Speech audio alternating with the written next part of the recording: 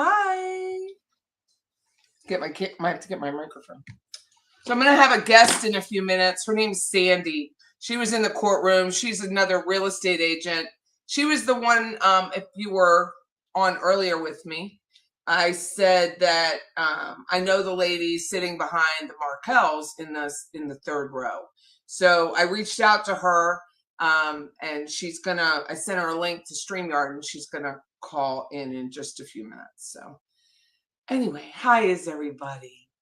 The jury has to see how Wendy's very fuzzy memory with Georgia switched immediately to very clear memory, Dad's birthday, accessory. With the defense lady, I keep forgetting Donna's on trial. Wendy looks bad. Thanks, River Zala. I'm Patty Wilson, and this is Patty's Playhouse, and we're talking about, you would think it was the Wendy Adelson trial, right? The Donna Adelson trial today, and she saw 2 of her 3 children in the courtroom today, and she looked shook. Donna looked shook for sure. She looked very unnerved by the whole process, the whole situation. She looked shook. So I left the courtroom. So what had happened was it was packed. I mean, you could tell it was packed in the morning or pushed in like cattle. I wasn't going to do that. So I went to the back and climbed over people to get to a seat in the second row behind Harvey. And then Wendy's team of pit bulls sat in front of us, so you couldn't really see anything. And it was so just intense. And people were coming in trying to get a seat and then leaving. And I thought, well, I'll just go have lunch with some subscribers from this show, and then I'll just go home. I felt like I'm not home, but my office. Felt like I could accomplish more in the office than I could here in the courtroom, which is true. I mean, it is true. So, and then I thought, man, Robert's on the stand. Who knew that was going to happen? And then I was kind of taken aback, and I thought, no, Patty, it's much better if you are in the office, because you may not have had a seat. And then where would you be seat? Can you even see? So I know Sandy had a second row seat right there. The pool cameras in the first row behind the state's desk, and then the Markells are in the second row. And then I saw Sandy. So she's going to attempt to call in through StreamYard. I sent her a link. She was actually at a dinner with friends. And so I asked her if she'll do it. We'll see if she does. But it was a big day. The big day. So to start, while I'm waiting to see if she can make it, I thought we would play Wendy's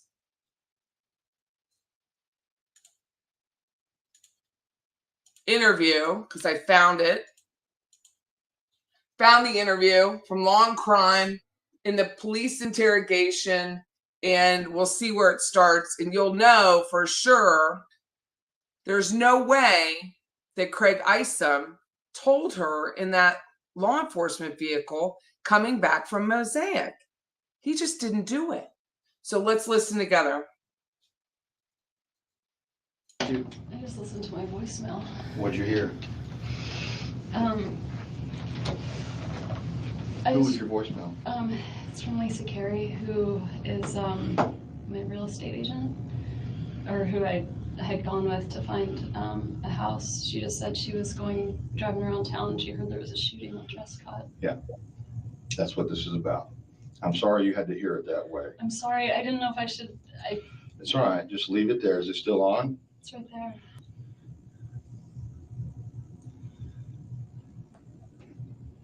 Hey, it's Lisa Carey. It is Friday, and I feel like an idiot doing this, but I just heard that there was a shooting over on Trescott, and I promise I'm not trying to be dramatic or even nosy. I don't know, just checking on you, my friend. I hope all is well. I hope your sweet boys are well, and if there's anything you need, let me know. It just ran a chill down my spine when I heard that there was something going on Trescott. All right, 212-3083. Hope all is well, and I will talk to you soon. Bye. That's all right. You can stop it. Or is it stop automatically? It's done. Okay. Do you have your identification? The lies we tell. 1 minute and 15 seconds. Lies. Hey, Bling, how are you? You've been up since 2 a.m.? I'm so sorry, dear. I hope you get better soon. Hey, Marion, Celebrity, how are you? Junebug, thanks for the email or the note on Facebook. Thank you so much. Hey, Raven, we are back. Is Roberta done? I didn't want to intrude on her. Hey, Gila? Did I say it right? Hope Donna is happy in her forever home. Yeah, she will never see the other side of a gate. Talk about gated. Someone wrote in the chat earlier that she had armed guards now. Hey, Anya and Tennis Girl. Thank you so much. Please hit the like. Wendy Shirley is team too much. Well, she's just lying. I mean, she's flat out lying. So let's go back to this very, very, very intuitive comment. Where to go? Because I'm going to lose it as I do everything. Did you note that Rob said Harvey's birthday party wasn't a big surprise? So there would have been no reason for Donna to pull over at a restaurant stop to call Charlie regarding the gift. And how many times did we hear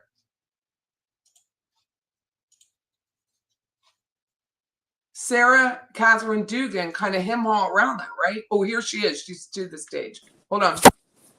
Hey, Sandy. Sandy, can you hear me? Sandy. Yes. Hi. Can you hear me? Yes, perfectly. Thank you so much. So, Sandy, you You're are on welcome. live. You're live on YouTube, just so you know. Full disclosure, we're realtors. I saw your head between Phil Markel and another person. What did you think of Robert's testimony today?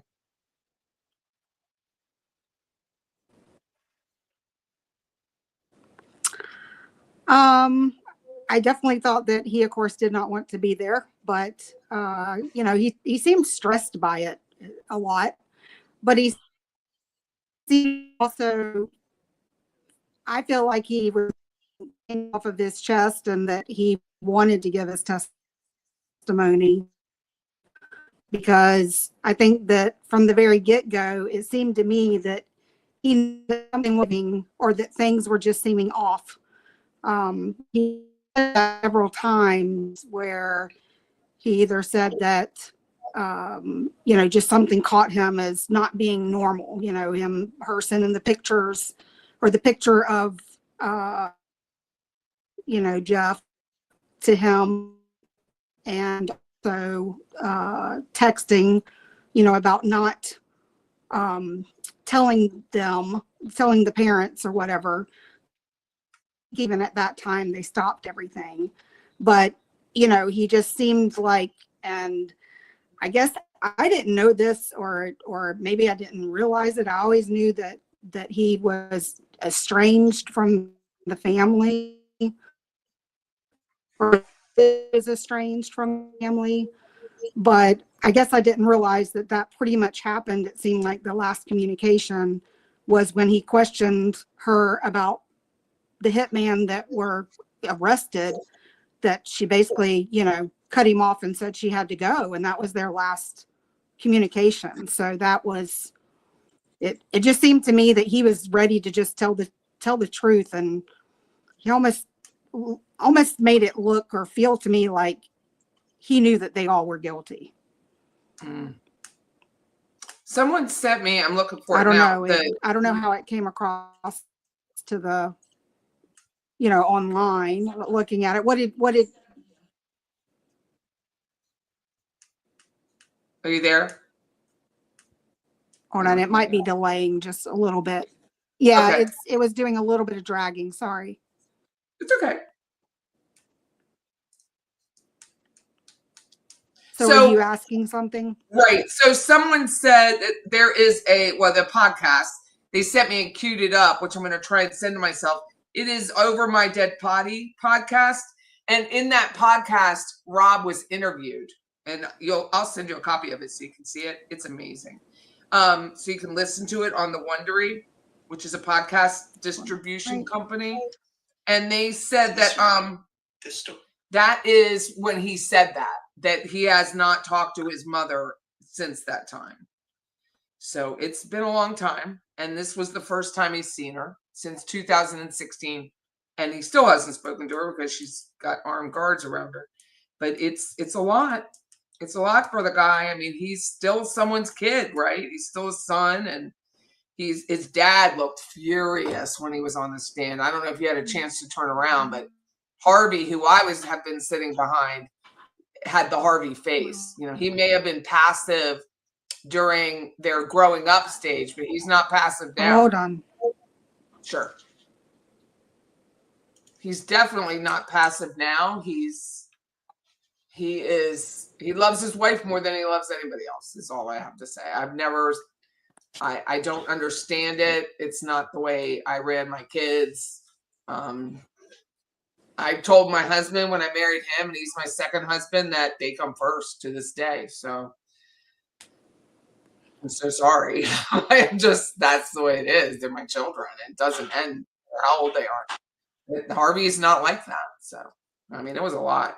He said a lot more on the stand than I expected him to, because before the trial started, there were quite a few motions about Robert that were under seal, and they wanted all of this limited as much as possible. And I think Robert did a fabulous job sticking to his experience, not his conjecture.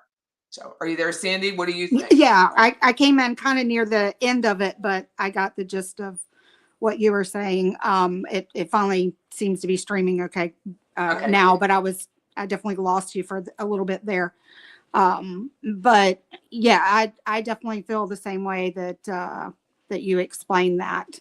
And I think that he almost, when he would talk about his mom and his mom being controlling, like he really wanted to get that across, and almost like it affected him some through his life.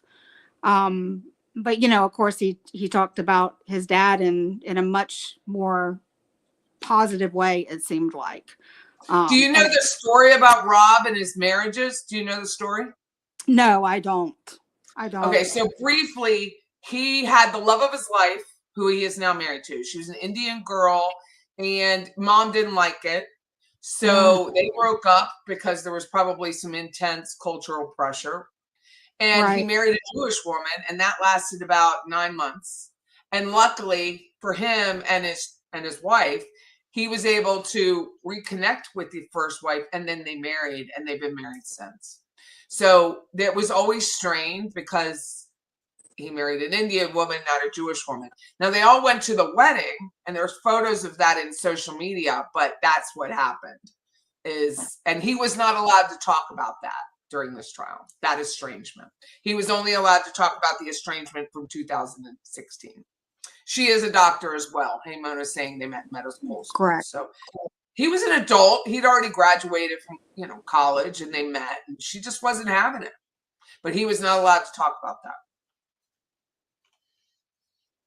Does that change how you see it? How you see the way he testified today, Sandy? Yeah. Yes. I mean, are you asking me? Yes, I'm asking you. Yeah. Yeah, I definitely, there were things that I didn't know as much about him. So I also was a little bit shocked at how much that he did, how many questions did come at him, and his answers to those questions. I really, I guess, didn't know what to expect. Most of all the other witnesses that have come on have already been on before, and you kind of know a little bit about what to expect, but I didn't know what to expect from him. And I really didn't know a whole lot about his personal life. I just knew about, him being estranged from the family at this point. And, just kind of assumed that part of that was probably his mom's controlling of him and things. But it just, that was, he just seemed real to me, today. And he seemed like he wasn't trying to sugarcoat anything about his mom like Wendy tries to do. No. Mm-mm. Did you Someone pointed see out that? Someone pointed out saying they're glad the marriage drama, so it didn't sound like a vendetta, which is good. So Right. I'll tell you that part, but how did you feel about the cross-examination by Jackie Fulford? Because you didn't know that much about Rob. So what did you think about that? I haven't thought that too many of their cross-examinations have been too strong. So it didn't seem like she asked, a whole lot. But I think that with each person, including Rob, she continues to try to, of course, paint Donna as the perfect mama. And, I guess I wasn't as impressed with her cross-examination of him, as I was what all the prosecution was asking and how he was answering, that. So he seemed truthful, and I don't know, there might have been a lot of questions that they didn't want to ask him because they didn't want to know what his answers were. Right. Right. So someone is pointing out that Jackie tried to make him look bad about not visiting the family. But the problem was that she prefaced it with, you have a job. Didn't go to the funeral either. And she just should have, now we're salespeople, right, Sandy? Right, and right. You don't interrupt your own sentences with your own sidebar. And that's what she did. She said, well, you were down there at Thanksgiving and you get there on a Friday and you leave on a Saturday and blah. Okay. Instead, she interrupted it and said, because you have a job you have to get back to. He's a physician. And I thought, you dumbass. Right. Why are you doing that? Like, whatever questions you have, you automatically take back any gravity to the question because you answer why you had to get back. You're not letting him answer why you had to get back. So, but that's all she really asked. It was kind of dumb on her part. Right. She did try to throw out about, and I guess she was, I don't know if it was to just throw him, like in a negative way, but she said something, I think, about him not going to, I guess, Danny's funeral or something. Yeah. The one in Canada. Right. The one in Canada. Or here. Exactly. Because he might have had surgery scheduled. Who knows? Right. Right. Which Wendy and the kids didn't, for that matter. So if they're not going, why would you just going to go and the rest of your family's not even going, So, I mean, they definitely tried to, I don't know, throw questions at him that were saying that he was not, telling the truth or whatever in some of the situations. But I just, the thing that I took the biggest was that every single thing that he was saying, he was questioning in his mind before it happened and after it happened, and going to the FBI himself and her saying, wait, don't say anything to the FBI. And then him turning and, saying, well, I already did. I already talked to them. And she said, well, you wouldn't know anything anyway. So to me, that was just, and that was coming out of his mouth that she said. And I just never heard that before. And, that comes across to him, I'm sure, of being like, well, I guess you do, It just seemed like at a certain point, he obviously started suspecting his own parents, and he distanced himself from the whole family, By choice. It's not like they said, don't ever talk to us again. He did it. Right. He did it. He wasn't getting, answers from them. And, obviously felt like something, was going on. It didn't sound like, he was obviously not the chosen one like the two of them were and that she talked to every single day, all the time. So it did seem like, a lot of the times, he obviously didn't come to visit as often because he lived further. I'm but gonna send you that podcast so you can listen to it, because I think I think it's interesting to speak to you because you don't know, you haven't been like absolutely intently following this. So that's why I wanted your opinion. I think it's more valuable than even mine because you knew you knew and you followed it, but you didn't know like the ins and outs, the birthdays, Right. that kind of thing. But my question And of course, I is, feel like I've listened or gone through like a lot of stuff. But I think it's just hard sometimes to take all of it, all Yeah. of it in what and did you remember see? it all, because it's been, it's been for so long. So it's like, Right. at a certain point, you kind of start forgetting some of the facts yourself. That's why I have subscribers, because they send me stuff. I'm not the wizard here, okay? So question, what did you think of the jurors? Did you pay attention to any of the jurors? Because you were in a great position before it ended for the day. I mean, honestly, a lot of them just looked really tired and exhausted by the end of the day. They were all stretching and moving and just trying to get comfortable and everything else. But I still felt like there were some signs of some of them, paying more attention at certain points, especially when at the closing of her, her. I'm going to call her her. But, at the closing of her, she, basically said something at the end, to Wendy about, well, if everybody, if whoever's going to get arrested is going to get arrested, and you would want that to be anybody, and that would include this, and that would include that, and that would include you, or something. And she said it, like she was trying that? I might have missed that.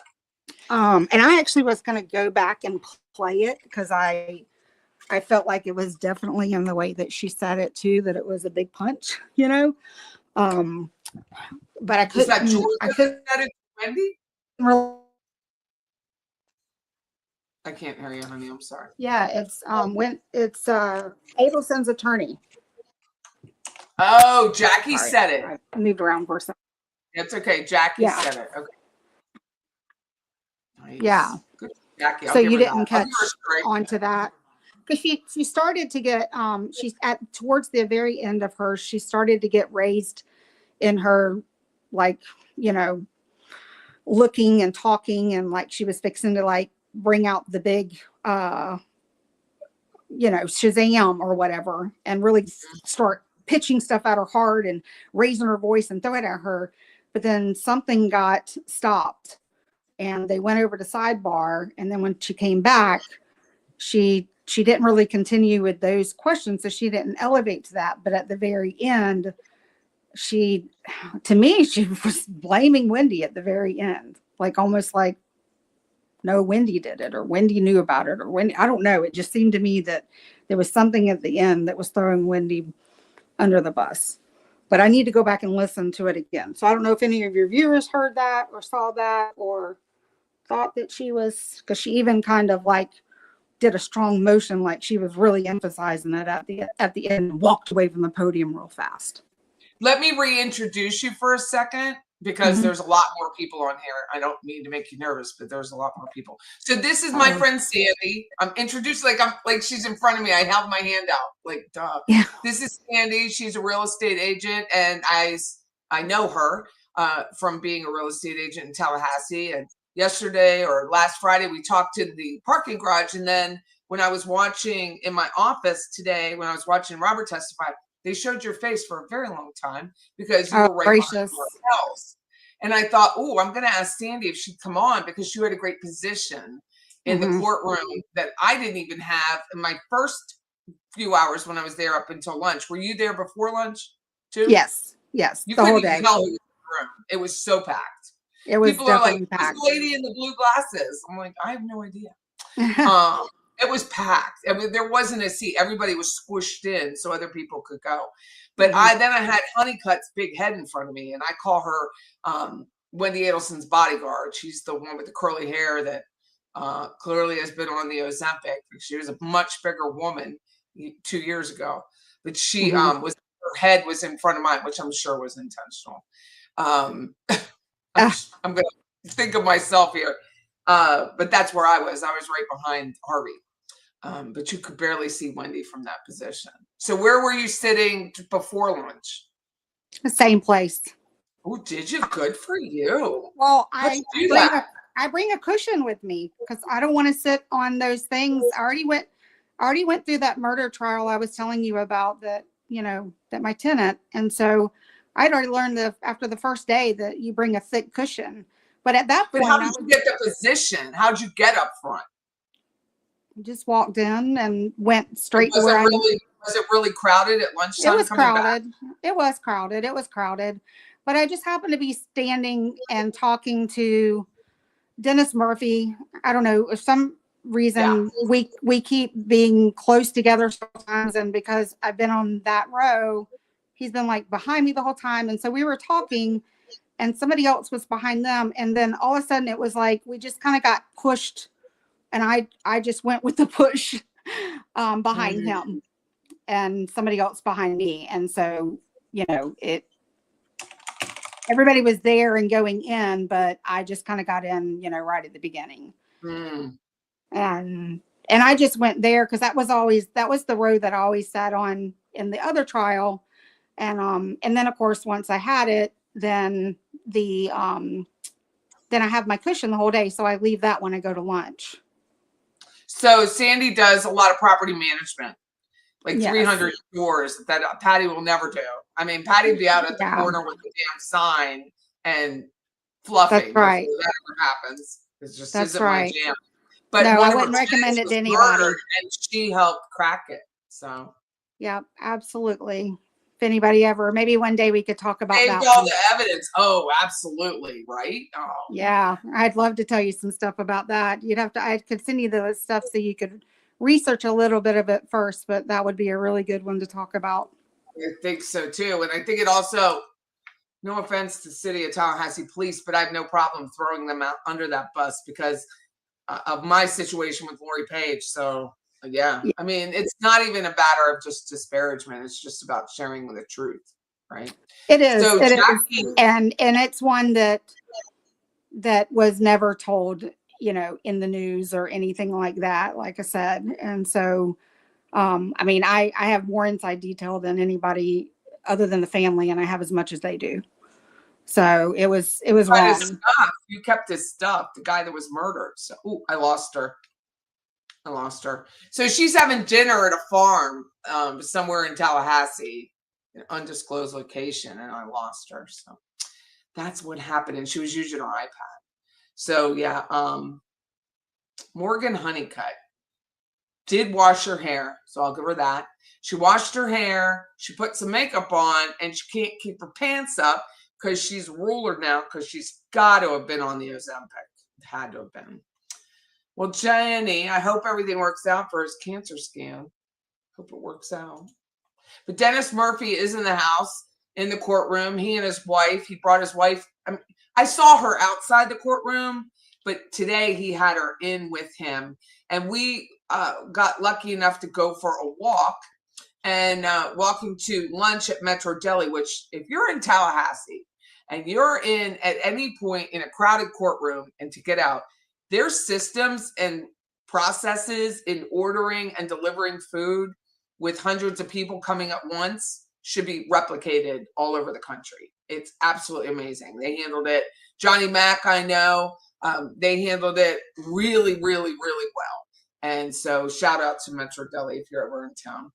But anyway, Dennis Murphy, who was coming up alongside of us, and his wife was with him. And I turned and asked him, I said, do you come to every court case that you do? Because I kind of knew the answer to that. But he said, no, we're in Florida. So we wanted to be there. Because he said he's not there for every minute of a court case. But this case is really like this. I know Karen Reed's was very passionate for some of you. But in Florida, we get so much more information that this case, like you can't replicate this in a movie of the week. Like you just cannot replicate it. I don't think you can. I know we were joking around like who's going to play Robert, and someone said a couple actors' names, and I thought that makes perfect sense. But you can't. No actors could replicate what happened today. Not in my opinion. Nobody at all. So you don't remember the details, says coercive control. But she found Jackie aggressive towards Wendy. And let me see if I can find that.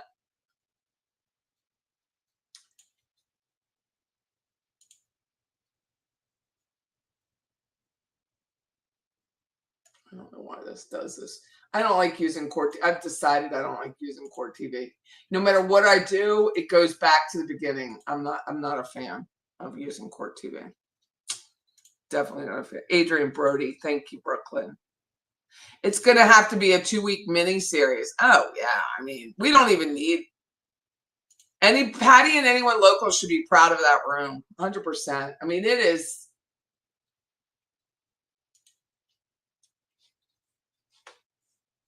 That judge, he should teach nationally to other courts because the way he runs the courtroom, he's jovial. He seems a little bit more relaxed this time than last time. The bailiffs are, he does say you can't make any noises, you can't do anything, but it's not such an aggressive push as there was before this. He just is, I don't know. He's just really well done in how he handles it. He opened up another courtroom for overflow. He didn't have to do that. Donna knows she's not going home, Rosemary. I have to beg to differ you. She's not going home. And no, Donna knew that today. You could tell several times that Donna knew she was not going home. Let me see if I can get this one. Stage 2. She's on her way at the time. Scan over and cue my spot.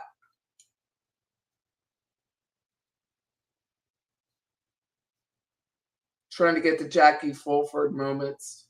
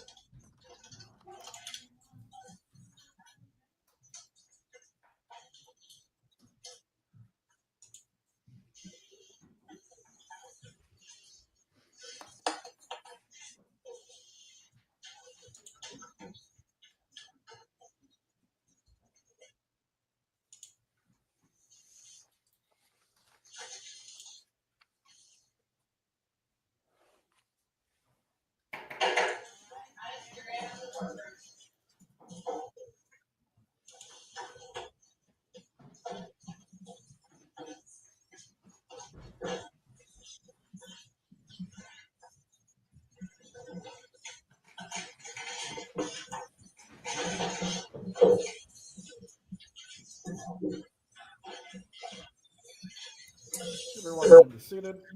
Ms. Kappelman, you may resume with your examination of the witness.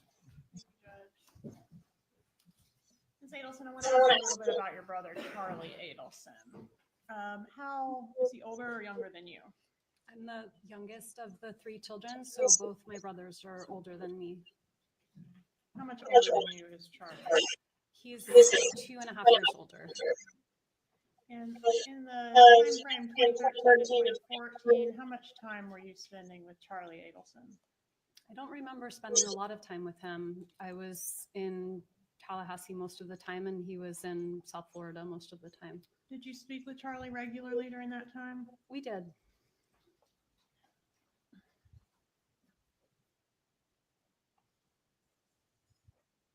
What type of lifestyle did your brother have around the time frame 2014 to 2016? My brother was a single guy. He was dating lots of people. He worked really hard till early in the morning till late at night, sometimes 6 or 7 days a week. Worked hard, played hard? Yeah, I think that was kind of his lifestyle. Did he like nice things? He Fancy did. Cars? He liked nice cars. He liked nice food. Did you, during the phone conversations you had with your brother during that time, did you talk much about your marital problems? I mean, to be honest, I don't remember, but I'm sure we talked about it. Is it fair to say during the year or so leading up to Mr. Markel's murder that your brother did not like him? I think that's fair to say. Did your brother joke about hiring a hitman to kill Dan Markel? He did make that joke. What was the joke specifically? My brother had bought me a TV as a divorce present, and he would make the joke that the TV was cheaper than hiring a hitman. Did you ever tell Jeffrey Lacasse about that joke? I may have mentioned that joke to Jeff Lacasse. Who is that? Jeff Lacasse was someone that I dated after Danny and I got divorced. Had he met your parents? I think he may have met them once, but not in any kind of formal way. Just my parents were visiting and he might have said hi, something like that. Did your parents express any opinion about him, whether they liked him or not? I don't remember them really taking notice of him. Do you remember sending a text back in May 28th of 2014 that saying, quote, "My parents are not into him," referring to Jeff? I don't remember sending that text.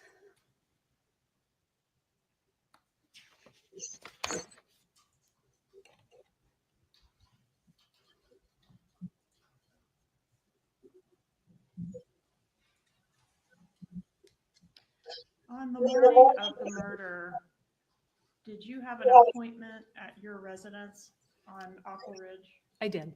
What was the nature of that appointment? I had an appointment with the Geek Squad. There were some vertical lines on the TV. I didn't know if maybe one of my kids had tapped it or touched it, but it wasn't working. And so I had an appointment.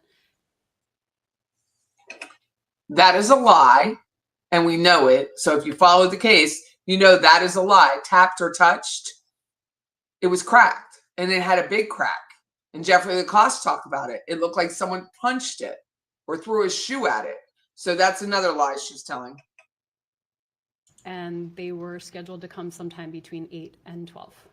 And was that the TV that was the same TV that your brother joked he got you as a divorce present because It was cheaper than hiring a hitman? Yes. Okay. And on the morning of the murder, did your mom text you about the TV repair guy being on the way or coming to your house? She did. I didn't buy the TV, and the TV had an insurance policy that came with the Geek Squad help. So I think they reached out to her first, and then she let me know that they were coming. The TV was under warranty, right? I believe so. But the damage that you had was not covered by the warranty, was it? I don't think so.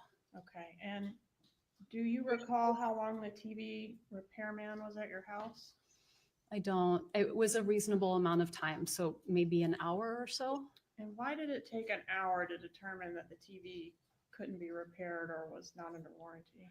I don't know. I don't know a lot about AV equipment. And the TV repair guy, well, I guess I should ask, were you upset, crying and upset during the time that the TV repairman was there? I don't think so. Were you particularly upset about the TV, the fact that the TV couldn't be repaired? I don't think so. Okay, so the TV guy, to your recollection, didn't actually do anything. He didn't fix the TV, he didn't take it away, he didn't bring you a new one. No. He was trying to fix it. I mean, I think he was trying to assess what the problem was and if it could be fixed, but it wasn't taken away. The problem was like an impact to the screen, right? It seemed to be that, yeah. Did you go to a dinner after the murder of Dan Markel in which you vomited at the table? It was several weeks until I felt ready to leave my apartment. I was very, very scared. So that happened? It did happen. Okay, and that was in a restaurant, right? Mm-hmm. It was at a restaurant. Who was present at that dinner? It was my brother and me. And where was the dinner? It was Florida or here? It was South Florida. Okay, and you said it was several weeks after the murder? I believe so. Had you ever heard Charlie, your brother, refer to that dinner as a celebratory dinner? Only in previous trials, but never to me personally. Did you hear him say it the night that you had the dinner or after that? No. That you threw up at the celebration? No.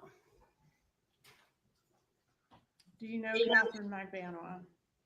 I met her on 2 occasions.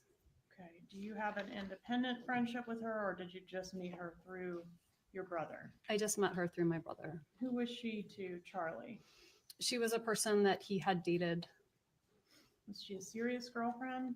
I didn't think so. Did he have a lot of girlfriends that kind of came and went? He had a lot of girlfriends and they all looked somewhat similar. I'm going to show you what's, one moment, Your Honor.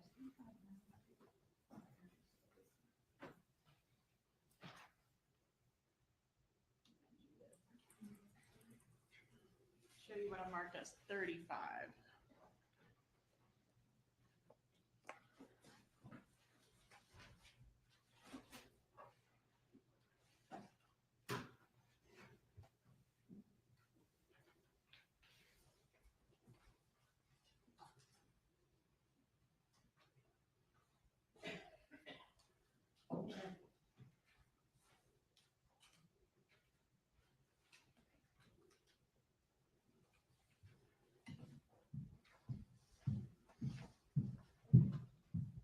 Do you recognize Stakes 35? I do. How do you recognize it? This was a visit. I went to the beach with Catherine and a friend of hers for about an hour. Catherine Magbanua? Yes. All right, and when was this photograph taken? It was Father's Day weekend of June 2014. So just about a month before the murder? Yes. And was this the first time you'd ever met Catherine Magbanua? It was the second time. The first time was at a dinner with my brother and with Jeff Lacasse when I was running an alternative spring break. I came down to visit. Was that the dinner at Yardbird? Yes. Okay, we'll get back to that. So this was the second meeting. Yes. All right, Judge, move to introduce Stakes Exhibit 35. No objection. Stays 35 as admitted. Stakes 35. Which one is Catherine Magbanua? She's on the left with the white top. Okay, and that's you in the center there. That's me in the middle.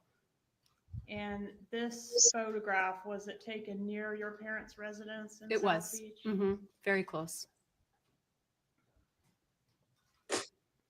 During that trip, were there any conversations with Catherine Magbanua or your brother or your mother about the murder? No. Is Catherine Magbanua the girlfriend that your brother had in this time frame leading up to the murder?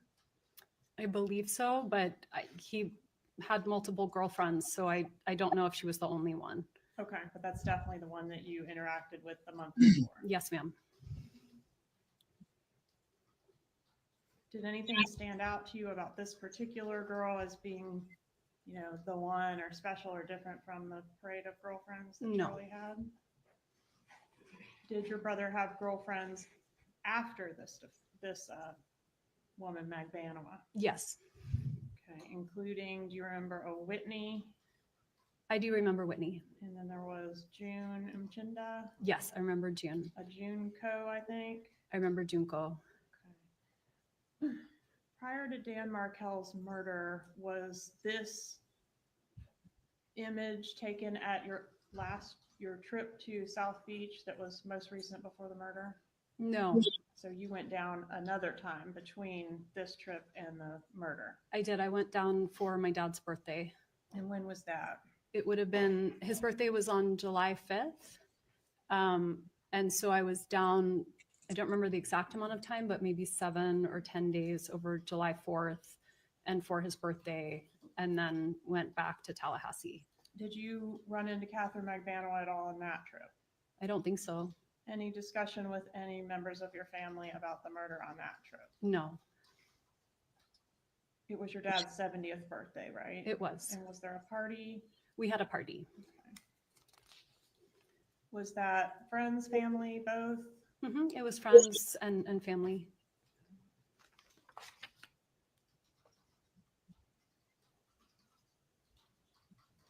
And I think, is this the trip that we were talking about earlier where your parents had come to Tallahassee to fetch you and take you down south? Yes.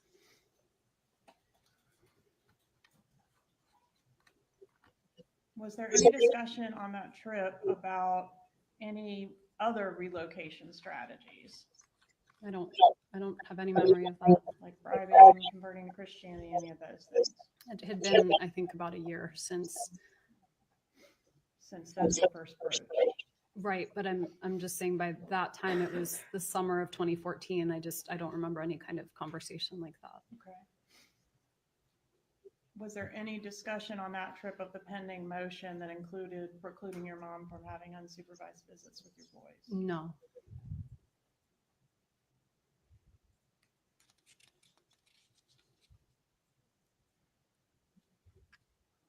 Do you remember the time frame that the repairman was at your house on the morning of the murder? I remember more or less. I feel like he came, I think he was supposed to come sometime between 8 and 12, and he came on the early side. Because I just remember being surprised and trying to get dressed really fast. Okay. And Dan Markell was killed between 8 and 12, right? We He know was. that now. Who paid the repairman that came to your house? I think he was under contract. Mhm. So I don't have a strong memory of that, but I don't remember paying him. It's Okay. possible that I did. I'm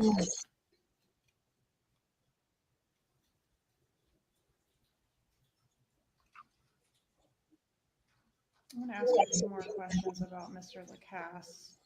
You said you might have mentioned the joke to him about TV's cheaper than a hitman. Did you ever use the term TV as code for the murder in any context? No. Did you ever hear your mom do that other than the recordings in this case? No. So she didn't talk to you about the TV? No. Did you see Mr. Lacasse? And you said that was somebody that you had been dating around the time of the murder. Is that right? We had broken up just before that week that Danny was killed. All right. Did you have an occasion to see him on July 13th of 2014? So just about a week before the murder at your residence. I don't remember him Remember being that? at my residence, but I do remember seeing him around that time. Okay. And on July 13th, 2014, do you remember asking to share something in confidence with Mr. Lacasse? I don't remember doing that. Did you tell Mr. Lacasse in the context of if something were to happen to Danny, I could move back to Miami? Did you tell Lacasse that regarding the relocation battle in the summer of 2013, Charlie had, seriously, not as a joke, explored all options to resolve the problem, including hiring a hitman? I did not have that conversation with Jeff Lacasse.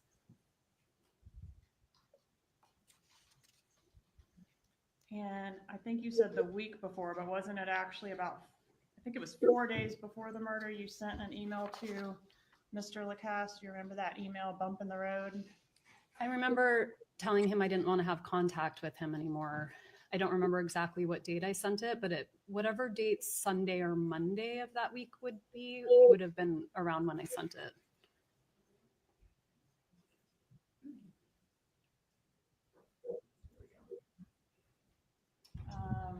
Does this refresh your memory at all?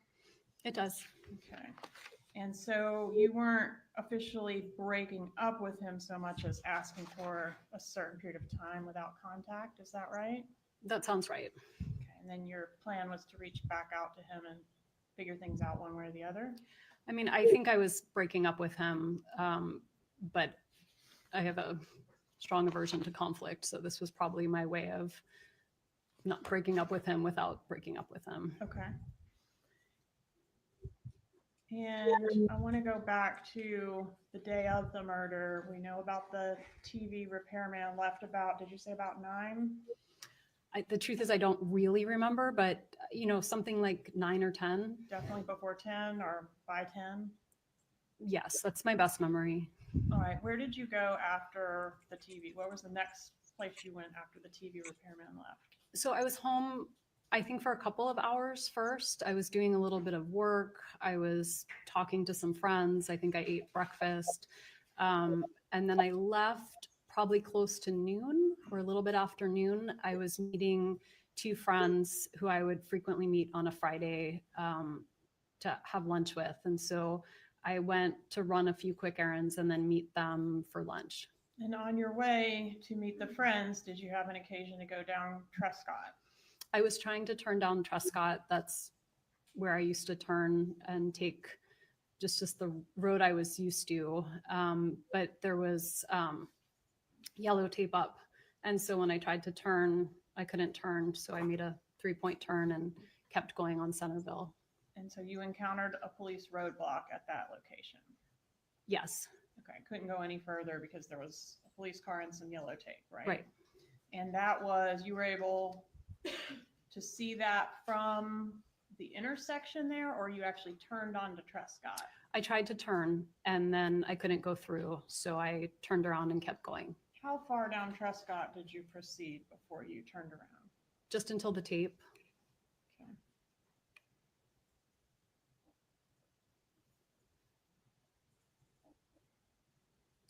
Which one of you or your ex-husband had the kids the night before he was killed? The night before, they were with Danny. All right, so it was his responsibility to take them to preschool that morning. Yes. Who was supposed to pick them up from preschool that day? I was supposed to pick them up.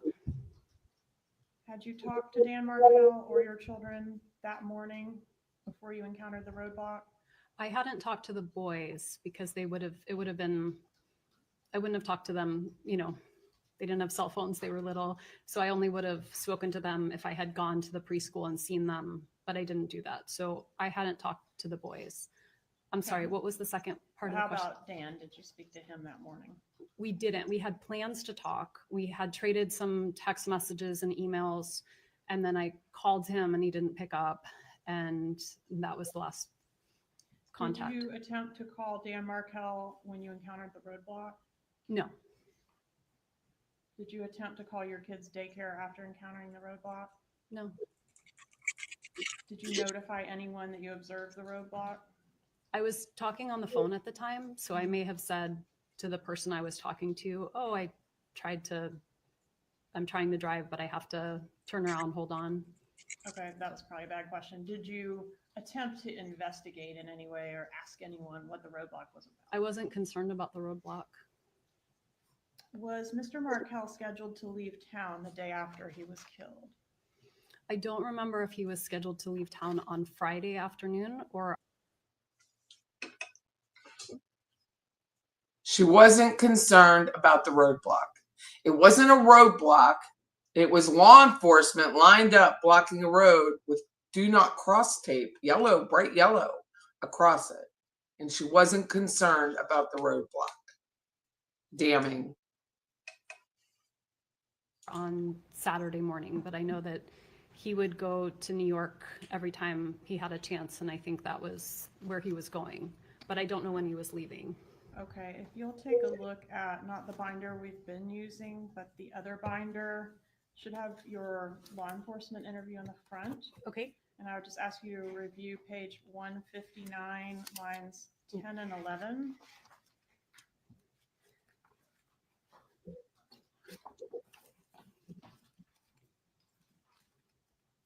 I think it's the very, are you able to find it? He had plans to be out of town. He was leaving on Saturday. Okay. So it looks like I knew that he was leaving Saturday. All right.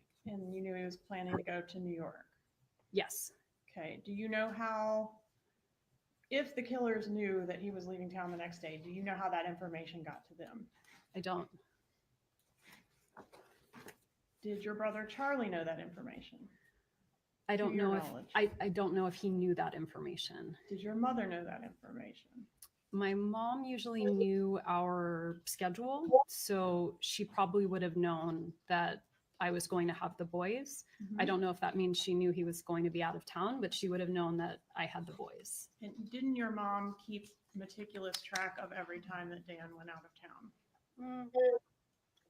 Maybe just in the sense that if Danny was out of town, she thought maybe I needed extra help or something. So yes, probably. And when that became an issue in the divorce, she was able to send you a record going all the way back to 2010, a couple of years, of every single date he was out of town. Do you remember that email? My mom never switched over to like a Google calendar, so she would keep very meticulous, like a calendar of all the things she had to do. And so that was just her way of keeping track of everything.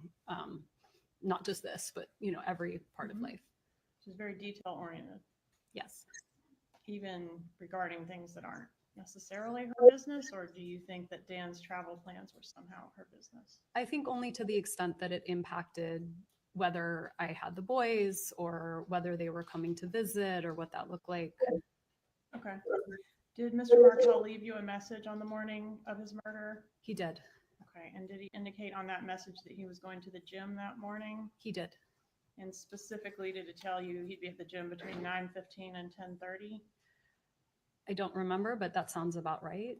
All right. And would he have given you that much detail because you were planning to try to touch base to talk, right? Yeah, we were trying to have a conversation. And was the conversation something about one of the children's schooling? It was.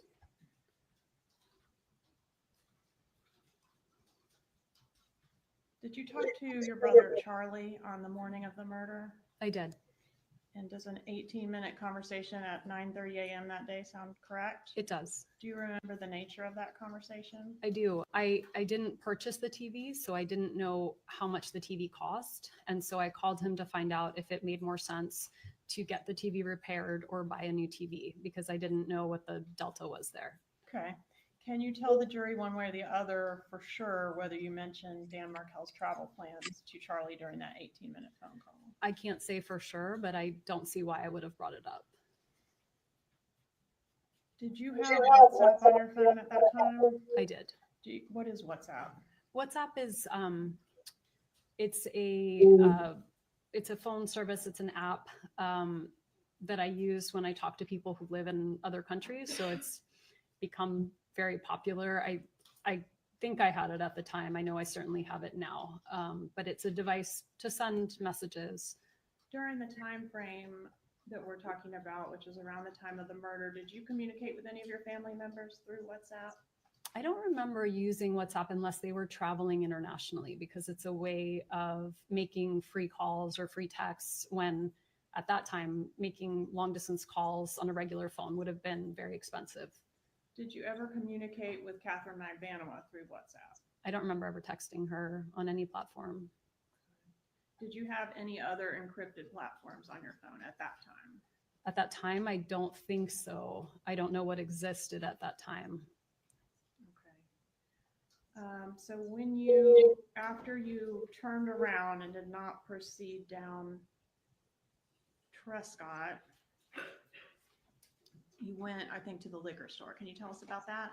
Sure. I was invited to stock the bar party for that night for a friend's daughter. And so they asked for a specific type of bourbon. I'm not a bourbon drinker, so I went to the liquor store and I showed them the invitation, which was shaped like the kind of bourbon they wanted us to buy, and asked if they had that. And they did, and I bought it. All right. And that type of bourbon was Bullet bourbon? That's right. And do you recall the time of that purchase? I don't, but I see a receipt here at 12:49. Okay. And does that fit with your memory? You left the house around, I think you said afternoon, proceeded to the scene, encountered the tape, and then went to the liquor store, right? I proceeded to drive to the liquor store. I saw tape and turned around. Mm-hmm. And then I bought the bourbon that they asked for at 12:49. And then I may have gotten gas after that. And then I drove to lunch. And lunch was where law enforcement came in and encountered you. That's right. Okay. And that was where you were having lunch with a couple friends. That's right.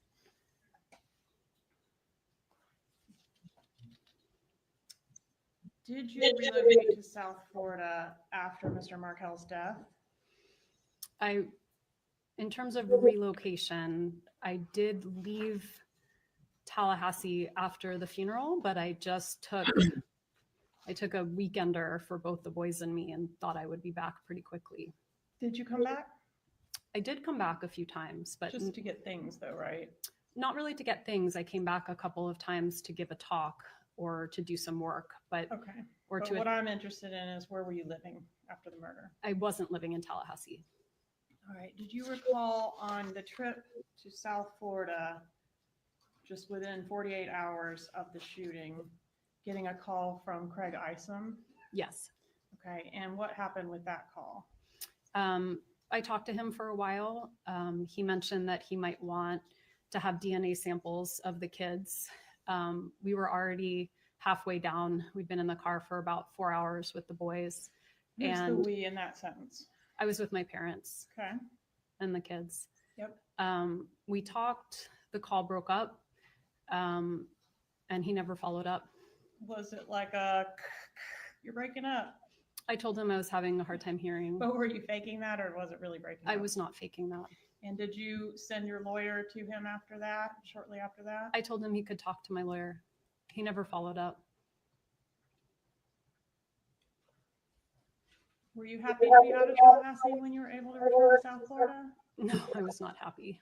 Did you send a text message on January 1st of 2016 that's contrary to that? At that point, it would have been a year and a half after I'd been living somewhere else. So I don't know what text message you're referring to, but at that point, you were happy to be out of Tallahassee? it's not a question of happy to be out of Tallahassee. I was trying to build a new life for myself, and I didn't feel safe here anymore. All right, let's take a look at tab 96, please. 96 in the old one or the new one? The old one, please. Okay.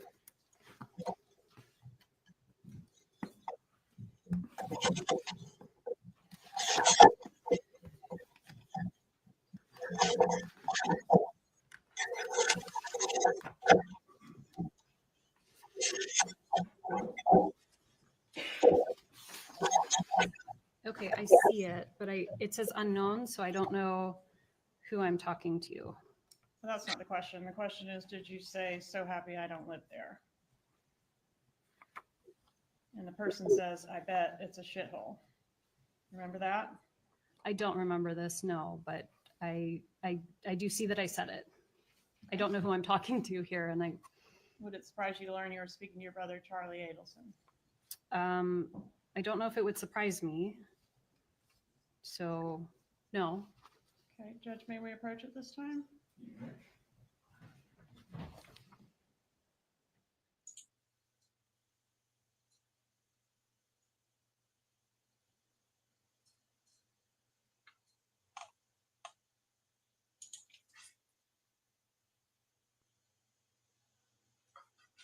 They can use what she said against her.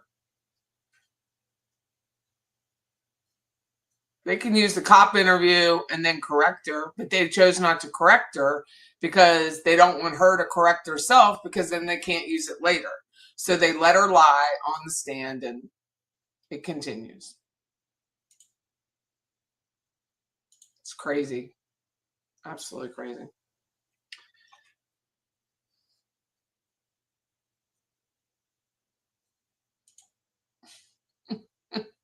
The way she picks up the heavy binder. Oh man. The first time it happened in the courtroom, and I guess Rebecca can attest to this, she asked her a question. It wasn't a split second. Tab 5, asked her another question. Tab 34, another. Tab 98. There is no tab 98. Go to the end. She tells her, go to the end of the binder. At the very end, it's right there. She has her completely to rights, completely. And who says delta in regards to the price of? I didn't know what the delta was. What? And you didn't know if he was going to buy you another TV because you broke it yourself or not? Girl, you were making $80,000 a year. The hell? Your mother's paying your rent. Your mother's paying your attorney. Your mother's your daycare, driving back and forth, renting a car to take you back and forth again. Because you're breastfeeding a 3-year-old? Come on. You're breastfeeding a 3-year-old, Wendy? Could anybody attest to that still happens? Who is breastfeeding a 3.5-year-old boy? I just can't even believe she said that.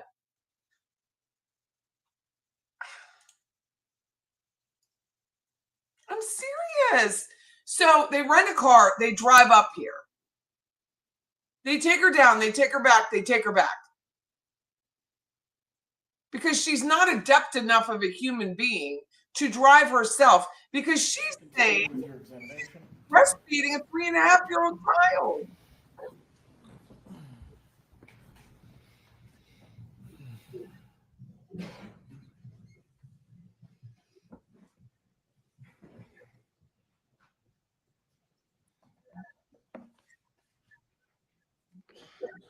Ma'am, did you change your children's names after Dan Markell was killed? About a year after I did. In what way did you change their names? I changed their last name and I changed my older son's middle name And you changed their last name from Markell to what? to mine. Adelson. Mhm.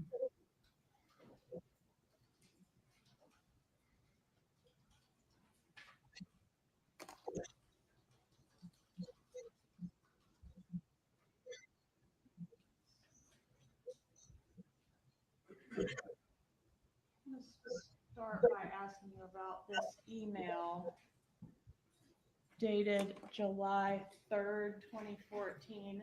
What is this? This is the, it looks like an electronic invitation for my dad's 70th birthday. An Evite, right? Yes. And who sent the invitation to you? Well, it looks like it's through the postmark. I mean, who sent the party invitations out? I don't remember if I helped with the Evite or if my mom did it. So I don't know if I sent it to myself or if it's from my mom. Would you have sent it to yourself? I'm a little better with tech stuff than my parents, so I might have helped them put together an Evite. Okay. I don't well, remember. Who does it say is the host of the party? Oh, my mom's the host. You asked who sent the email and I didn't remember. But my mom is the host of the party for my Okay. dad. And to whom is the party invitation sent? It's sent to me and my two children. Okay. And this was sent on July 3rd, 2014, before the murder, correct? Yes. Okay. And then back up just a little bit here. This email, do you recognize this one? Are you able to read it okay on your screen? I can read it okay. All right. Who sent this email? This is from, it says my mom, but it says Harvey Adelson. So again, I don't know which parent it's from. Okay. If it was from Harvey Adelson, would he say Lincoln is going to be attending Shabbat with his grandpa, Harvey Adelson? I mean, it seems more likely somebody else would have written with his grandpa, but I don't know. I kind of write those things sometimes, like Lincoln will attend something with his mom and say my name. I know it's awkward to say it in the third person, but I don't think it's impossible. Okay. But this reference to Lincoln Adelson did happen prior to the legal name change, correct? Yes, no, I from the beginning, I was scared when I put them in school. And so I didn't legally change their name until a year after, but I was socially using my name for them. And did that start as soon as their dad was killed? No, it started when I had to register them for school. And your mom helped with the registrations as well, didn't she? I think I did the registrations myself. What about here for flag football? Did your mom assist with that? It looks like she did. There were some after school activities. Okay, and she registered your child under the last name Adelson, right? Yes.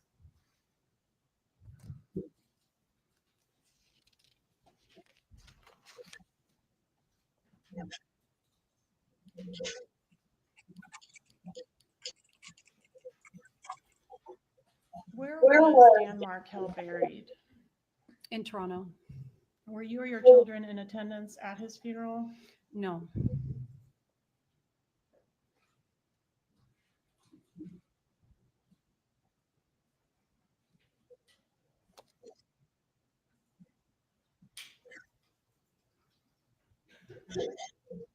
When was the last time you spoke to your mother, Donna Adelson, as we sit here today?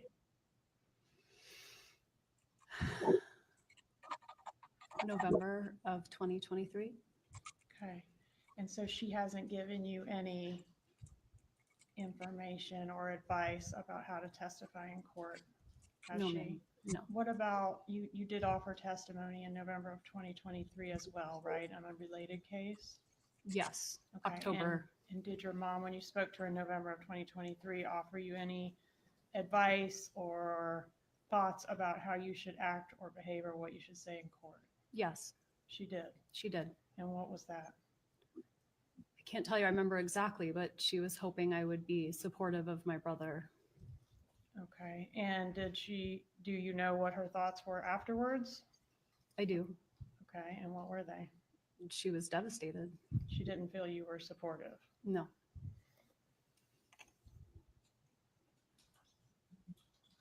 Were you in any way involved in the plot to kill your ex-husband? no. Did you maybe know it was going to happen, but not know the details? I did not know it was going to happen, and I did not know any details. Did you provide any information, even unknowingly in hindsight, that you think could have been used to assist the murderers? I don't think so. I didn't provide any information. What information do you have regarding your mother's involvement in the plot to kill your ex-husband? I don't have information. But you do admit that your brother said he looked into hiring a hitman to kill Dan Markell. I don't. I admit that my brother made a tasteless joke repeatedly about buying me a TV because it was cheaper than hiring a hitman. But then someone did hire a hitman who did kill Dan Markell, right? Yes, that happened.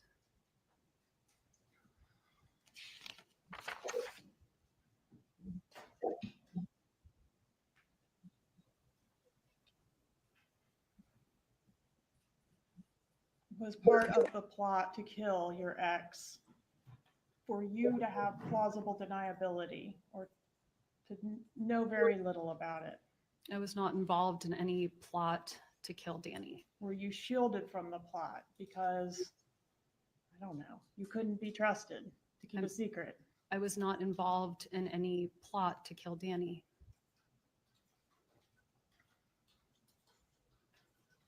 Why did you tell investigator Isom in your law enforcement interview that you were worried the police, or you were worried, I guess, in the police car on the way to be interviewed, that you might be considered a suspect?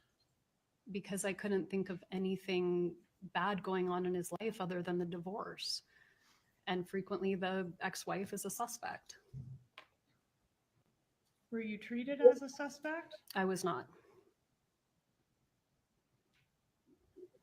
But you mentioned 9 times in your law enforcement interview being a suspect, didn't you? I did, yes. When you were approached at the restaurant, you weren't yet told that this was a shooting, were you? I was not. You were only told something happened with your ex-husband. I don't even know if I was told that. I was very scared something happened to my kids, and that's why law enforcement was there, and they wouldn't tell me what was going on. But they did reassure you that the kids were fine. They told me that law enforcement officers were with the children, which terrified me because I didn't know why my children would need law enforcement officers. So you didn't know what this was about at all when you were in the police car? In the car, they told me. Okay. In the car, they told you what? They said, your ex-husband has been shot. Okay. So that you learned that information prior to getting into the interview room? Yes.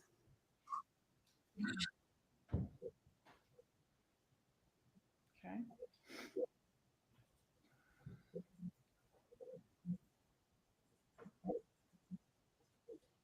Do you remember allowing law enforcement to take possession of your computer in that interview? I told law enforcement to search my phone, search my computer, search my house, search my car. I was trying to be helpful. Do you remember saying that it was okay for them to take the computer and keep it even though you had work things on there because you didn't think you would be going back to work? I remember thinking it wasn't important. I couldn't imagine my life fell apart. But So you didn't go back to work, did you, at FSU? I did actually go back, not physically present, but I was still on the FSU payroll until December of that year. Okay. In that interview with law enforcement, did you suggest that your parents are people who may have been angry enough to kill Dan Markell? I suggested a lot of people who could have been angry enough to kill Danny. And were some of the people my parents?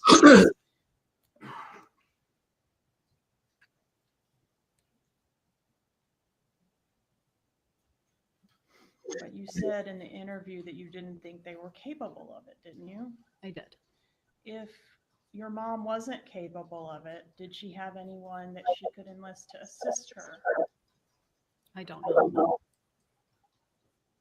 What was your first thought when you were asked if anyone might have murdered Dan Markell for your benefit? I thought maybe a crazed friend or a former student. It's not what you said, though, is it? I don't remember exactly what I said first. You said Charlie, right? If that's what I said, then you have it there, but I don't remember who I listed first. Okay, can you at least tell the jury you definitely did say Charlie as one of those people? I did. Do you remember saying, if somebody tried to kill my ex-husband, they should be prosecuted to the full extent of the law? Yes. And Isom says, regardless of who it is, and do you recall your answer? I do recall my answer. What was that? I think I was hoping it wasn't anyone in my family. And so that idea that it was someone in my family gave me pause. All right, but that wasn't your answer, was it? I don't remember word for word what I Okay. said, but that was my sentiment at the time. Was your answer for court and counsel, this is law enforcement interview page 122, lines 7 through 12. If somebody tried to kill my ex-husband, they should be prosecuted to the full extent of the law. Question, regardless of who it is. Answer, I mean, it would be different if I thought it were my brother. Did you call your mom from the interview room at Tallahassee Police Department? I did. And did she answer the phone? She did. When she answered, did she advise you that your dad was in the shower? I don't remember whether my dad was in the shower. You asked her to sit down. Do you remember that? I do. And by asking her to sit down, would that signify to her that this was going to be something serious you were going to reveal or say? I was concerned about her age and if she were standing that she could, hurt herself if she fell down. Okay. And do you recall that she at that point asked if she could put you on speakerphone? I don't remember, but that sounds plausible. What was the purpose of putting the phone on speaker, if you know? I would be guessing, but so my dad could hear too. But wasn't dad in the shower, or you don't remember that part? I don't remember if my dad was in the shower. Was anyone else there to your knowledge? I don't think so. Was Charlie there to your knowledge? I don't think so. Did you ask your mom in that telephone conversation to tell Charlie what was going on? I think I did. I didn't want to make any more phone calls. And your mom took the news pretty well, didn't she, this phone call? I wouldn't say she took the news well. I think she was upset. Did you say something different in your law enforcement interview after you got off the phone with her? I don't think I did. I don't think I said something like that. Didn't you say, page 265, line 5 through 6, quote, my mom handled that pretty well? I may have said that. I can check it. Can you tell me the line again? Yes, ma'am. Page 265, line 5 and 6.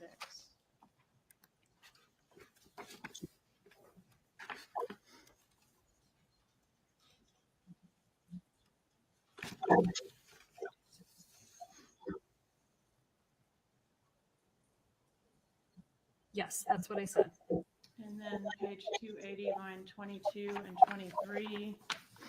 Did you also say, well, my parents sounded really surprised, so that's at least a relief? Yes, I see that here. No further questions. Just a moment, Ron.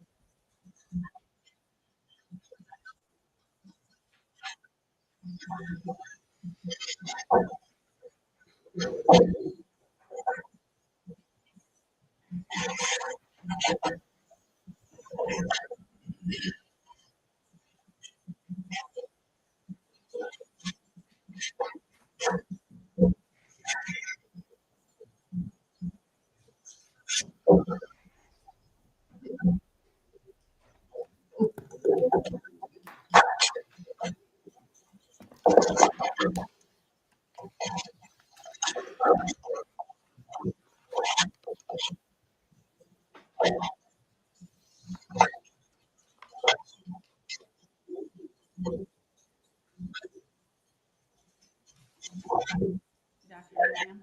Good afternoon. I represent your mother in this case. You've never spoken to me about this case, correct? I have not. I guess the best place to start is where you left off with respect to the comments that you made regarding your mother taking it well. When's the last time you listened to that call? I haven't listened to it. Listened to the call I had with my mom. I've never listened to it. Well, from the interview room, you've never listened to your interview? I have read the transcript of my interview, but I never listened to my interview. You don't recall the shock in your mother's voice when you told her what had happened? I do think she was shocked. You could hear that over the phone, correct? Yes.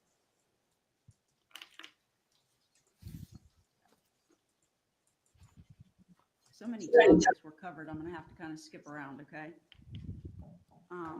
Katie Magbanua, Catherine Magbanua, I guess people call her Katie. There was a picture of you with her at the beach, and there was another young lady there. You recall that? I recall the picture, yes. And that was Father's Day weekend, I guess, of 2014. Yes, ma'am. And I think your testimony was that really you only knew her with Charlie. Is that right? That's right. Was Charlie at the beach? No. Your mother wasn't there either, was she? No. And then I think you mentioned that you had had a dinner with Katie? And my brother. Okay. Was that before you went to the beach? It was a different time. Do you recall if it was before then? It was before, Okay. but several months before. Several months before. Mhm. Okay. So if this was Father's Day, when do you think you actually met her for the first time? I think I met her when I was doing the alternative spring break. So that's usually March or April. Same year? Same year. And the dinner that was mentioned, is that the first place you ever met her? That's the first place I remember meeting her. And who all was there? It was my brother and Katie and Jeff and I. Jeff Mr. Lacasse. I'm sorry, how do you pronounce it? Lacasse. Lacasse. Okay, so the four of you were there. Your mother was not there. No.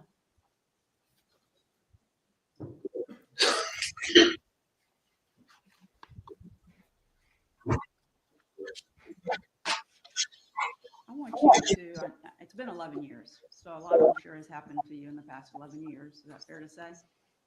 Yes. And your memory may not be as good as it was of things that happened back then, now that 11 years has passed. Is that fair to say? Yes. Okay. As best you can, I want you to take yourself out of the year 2025 and go back to the years somewhere like 2010 through 2014 when Mr. Markell was murdered, okay? Okay. In that time frame are going to be most of the questions that I ask you.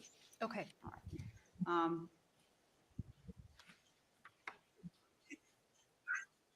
You testified that you had a brother, Charlie, Yes. and you have a brother, Rob. Yes. So that was a 5-member family. Yes. Okay. And Rob's the oldest. Yes. Charlie's the middle, Yes. and you're the baby. Yes. And you grew up in a household where, was your mother working when you were younger? No, Okay. She stayed home with the kids. she did. And at some point she went back into teaching, which is what she had done before she had her first child, correct? Yes. Okay. And she did that after you were in school. Is that right? Yes. And then you all went to school, grade school, high school, you grew up, right? Yes. Each one of you went off to college. Yes. Each one of you got a postgraduate degree. Yes. So you're an attorney. Yes. Charlie became a periodontist, Yes. which is someone who does surgery related to dentistry, correct? Yes. And then Rob's a doctor as well. Yes. And throughout the time that you all were going to college, your parents helped support you, Yes. every one of you. Yes. And you had a good childhood. I did. And your mom took good care of you all. Yes. She treated you well. Yes. Very kind, Yes. very loving, Yes. very caring towards your family and others. Yes. think you once described her as being kind, empathetic, and very loving and sensitive person. You recall that? I don't recall that, but that sounds right. She radiates positivity. Yes. She has a very loving and respectful and fun relationship with my dad. They are very much in love. Now it's been 54 years. It has. You said your mom was completely selfless. Yes, That's the opposite of selfish. it is. It means she's caring more about others than she does about herself. Yes, ma'am. And what she did was for others. Yes, Never doing anything for herself. correct. She was invested in your lives, Yes, and both of your brothers. yes, You were a close family. yes, And would you say she was a good mother to you? yes. Very good mother. And a very good grandmother as well? Yes, When you had your first child, and you needed someone to help out, your mother came she did. and she spent time there. Yes, And when the baby was crying in the middle of the night so that you could get some rest, she took care of the baby. she did. And she did that for both of your children. Yes, Fair to say that your mom has always been there for you when you needed her, yes, for little things and big things. yes, Now, you said that you testified that you left Danny in September of 2012. You recall that? yes, From September of 2012 until March of 2013, your mother actually spent quite a bit of time helping you with the boys in Tallahassee, correct? she did. Yes, She would go home and take care of things there, but she would return. yes, So a substantial amount of each month, she was there assisting you with the children. yes, While you were at work, she may take them to school. Is that correct? Their daycare? I don't remember that one, whether I dropped them at school or my mom did, but it's certainly possible that she took them to school. She might have picked them up. Mm-hmm. Yes, She did some housework, cleaning up around the house. yes, She bought groceries. She yes, cooked. yes, She cleaned. yes, She was there for you because you had just left a marriage where you had a partner helping you, and now you were adjusting to being by yourself, correct? yes, Now, at the time, this time period we're talking about, your mother lived in, where did you say, Coral Springs? Coral Springs. And where is that in relation to Miami? It's Broward County, so it's the county north of Dade County, which is where Miami is. And in Broward County, that's like where Fort Lauderdale is? Yes, ma'am. Okay, and their dentist practice that they had that's been referred to, Adelson Institute, Yes, that was located in Broward County, correct? it was. Yes, Not far from where your parents lived. yes, in Tamarack, so close to Coral Springs. And at some point, they got the place down in Miami, right? Yes, So what they were doing was they would work Monday through Thursday and stay at their home in Coral Springs, right? mm-hmm. And then Yes. they would go and spend the weekend at the place in Miami. Is that right? I don't think every weekend, but some weekends. Some of them. Yeah. Okay. And you visited there. I did.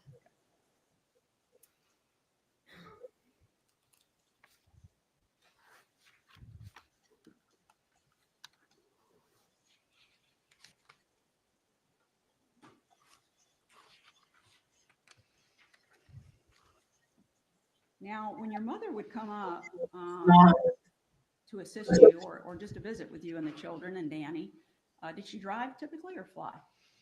I think sometimes drive, sometimes fly. Okay. And that's Most of the time drive, I think. most of the time drive. And that's almost an 8-hour trip, correct? It is, yes. And at the time that this occurred, your mother would have been, when Danny was murdered, she would have been, let's see, 64-ish. That sounds right. She's 75 now. Is that yes? Yes, And sometimes she would rent cars, is that right? yes, As opposed to driving her vehicle. yes, Your father came sometimes as well to help out? yes. I want to talk about Mr. Markell for a few minutes. I think you said you met online, You did. but you were attracted to him. Yes, He was a handsome young man. yes. You're a beautiful young woman. Thank you. And you got married. We did, yes. And there were times, I mean, we've heard about the divorce, but before the divorce, there were times where you had a happy marriage Yes, and you all enjoyed spending time together, yes, the two of you together and with your children, yes, and even your parents who would come up and spend time with you. Yes. And your parents actually took you and Danny on vacations, right? Yes. There was one trip where they took you out of the country and you went ziplining. Do you remember that? Yes, we went to Costa Rica. And after the ziplining is when you told them that you were pregnant, correct? I went ziplining pregnant. Yes. Okay. You would agree with me that Danny, I'm saying Danny because that's what people call him. I'm not trying to be disrespectful of him. No, I called him Danny. Okay. You would agree that he was very intelligent. Yes, very. He had 2 degrees from Harvard, correct? Yes. Undergraduate and law school. Yes, ma'am. He did a lot of writing. Yes. And at the time that he was murdered, he was a tenured professor at the College of Law here at FSU, correct? Yes. And becoming tenured is not like an automatic thing. You have to work towards that, right? Yes. It takes a lot of time, It does. a lot of effort. Mhm. He put in a lot of work to gain that status. Yes. And he traveled to go and speak at different places, right? Yes. And he was well respected by his colleagues. Yes, very. And after he had children, those became the love of his life, didn't they? Yes. And even after you separated, I think you would agree with me that Danny made a great deal of effort to get as much time with his children as he could. Is that fair? Yes, absolutely. Even when it was your time to have the children, he would go to their preschool and visit with them there. Yes. He wanted to talk to them on the phone when he didn't have them. Yes. And he wanted to Skype with them, correct? Yes. Okay. And that, I'm sorry, I'm old, but that involved like a computer where you can see each other while you're talking. Is that right? I think now it's something you could do on the phone, but back then you needed a computer. And you assisted with that. I did. Not necessarily the schedule he wanted. I'm sorry? You didn't necessarily keep the schedule that Danny wanted for Skyping, right? I did try. You tried, Yes, but that was one of the things you two bickered about. it was. And during the time that you were with Danny, your mother was always kind to him, wasn't she? She was. Before you got married to him, Yes. while you were married to him, Yes. while you were separated, Yes. and after the divorce. Yes. And there's been a lot of testimony and a lot of pictures put up, lots of things highlighted about the ugly things that your mother said about Danny during the course of the separation, divorce, and the follow-up litigation, right? Yes. And you shared, as you've testified, some of the pleadings that were filed in your case. Yes. And some of the pleadings weren't very attractive towards you, were they? No. They described things that were derogatory towards you. Is that fair? Yes. And the communications that you had with Danny during the separation leading up to the divorce and some thereafter were pretty critical of you, weren't they? The communication on paper, which Right. was very different than the communication in person. Right. But the paperwork was critical. Yes. And you shared that with your mother. Yes. And some of the things that he said to you in writing, whether they were communications or in the pleadings, upset you. Yes. Some of it was very upsetting to you. Yes. And you shared it with your mother, and then she became upset. Yes. And she said bad words. Yes. She called him a lot of bad names. Yes. She said ugly things about him. Yes. But not one single time did she ever suggest in writing or to you personally that Danny deserved to be harmed, did she? Never. Never said he needed to be killed. Never. Never suggested any harm to him in any way. Never.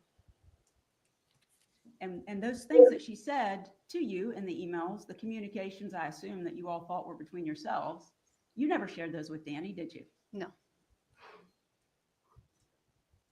And during the separation, well, during the time you're married, we've already established, but during the separation, if Danny needed help with the children, your mother assisted him, didn't she? He had called her and asked for help at various times, and she did. And after the divorce, the same thing, correct? He would call and ask for help, and she would help.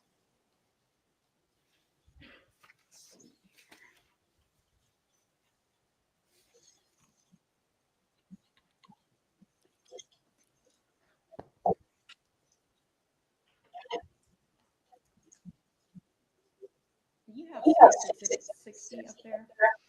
I don't see anything that says 60 on it.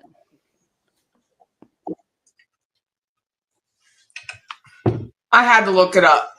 Jackie Fulford is only 60 years old. She keeps talking about how freaking old she is. She's only 60. That's it. That's all. I just had to scream that for a minute. Carry on.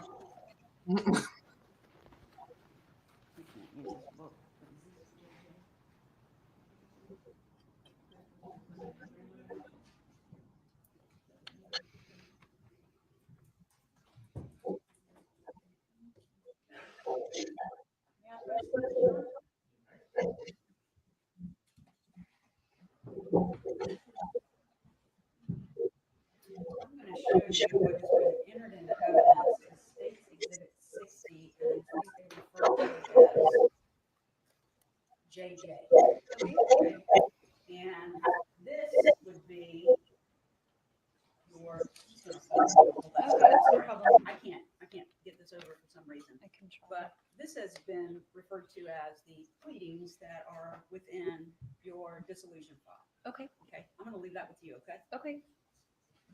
Could you look at that document, the JJ, please? Yes. You want me to just keep reading through it? Yes, please. Okay. I want you to familiarize yourself with it.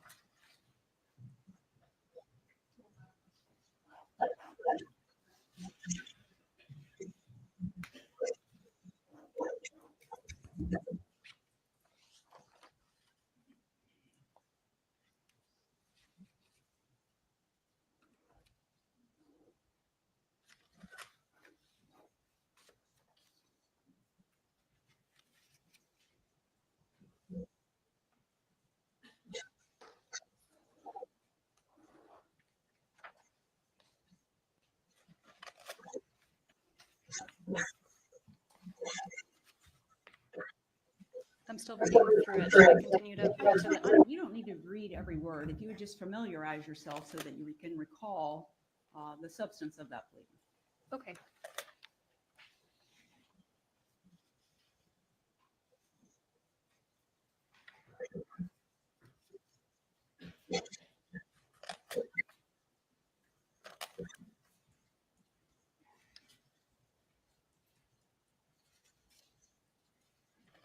Okay. Okay. Prior to you filing your petition for dissolution, do you want me to come and get that? No, it's okay. Okay. Prior to filing your petition for dissolution, what kind of experience did you have regarding divorce proceedings? I'm trying to understand the question. Yeah, So sure. prior to filing the dissolution of marriage, Yes. there weren't any divorce proceedings prior to filing. I guess what I'm saying is because you're an attorney, were you familiar with family law? No, Had you participated in any helping anybody with their dissolution of marriage? I had not. Completely unfamiliar with the process. I was unfamiliar with the process. And that pleading that's before you, are you back on the front page of that? I can get back to the front Thank page. you. I'm on the front page. Okay. And could you read for the jury what the title of that pleading is? Yes, ma'am. Former husband's counter motion for enforcement of MSA on parenting issues and motion for contempt and sanctions. Doesn't say grandmother motion, does it? No, And in fact, the overwhelming majority of that motion relates to Danny's complaints about you and parenting issues, correct? it does. Yes. And in fact, what they call the grandmother part of that motion is really Danny complaining about you not meeting the requirements of the right of first refusal, correct? That's correct. Because his complaint is that if you gave him the right of first refusal, some of the times he could take it and the children would be with him instead of the grandmother. Yes. It wasn't actually suggesting that from this point forward, your mother could no longer have anything but supervised visitation, correct? I didn't see it that way. Okay. And in any event, your mother never saw that motion, did she? No, she did not. May I approach? I'm going to take the book. I don't know if I'm going to give it back to you or not. That way it's not going to fall on you. Okay.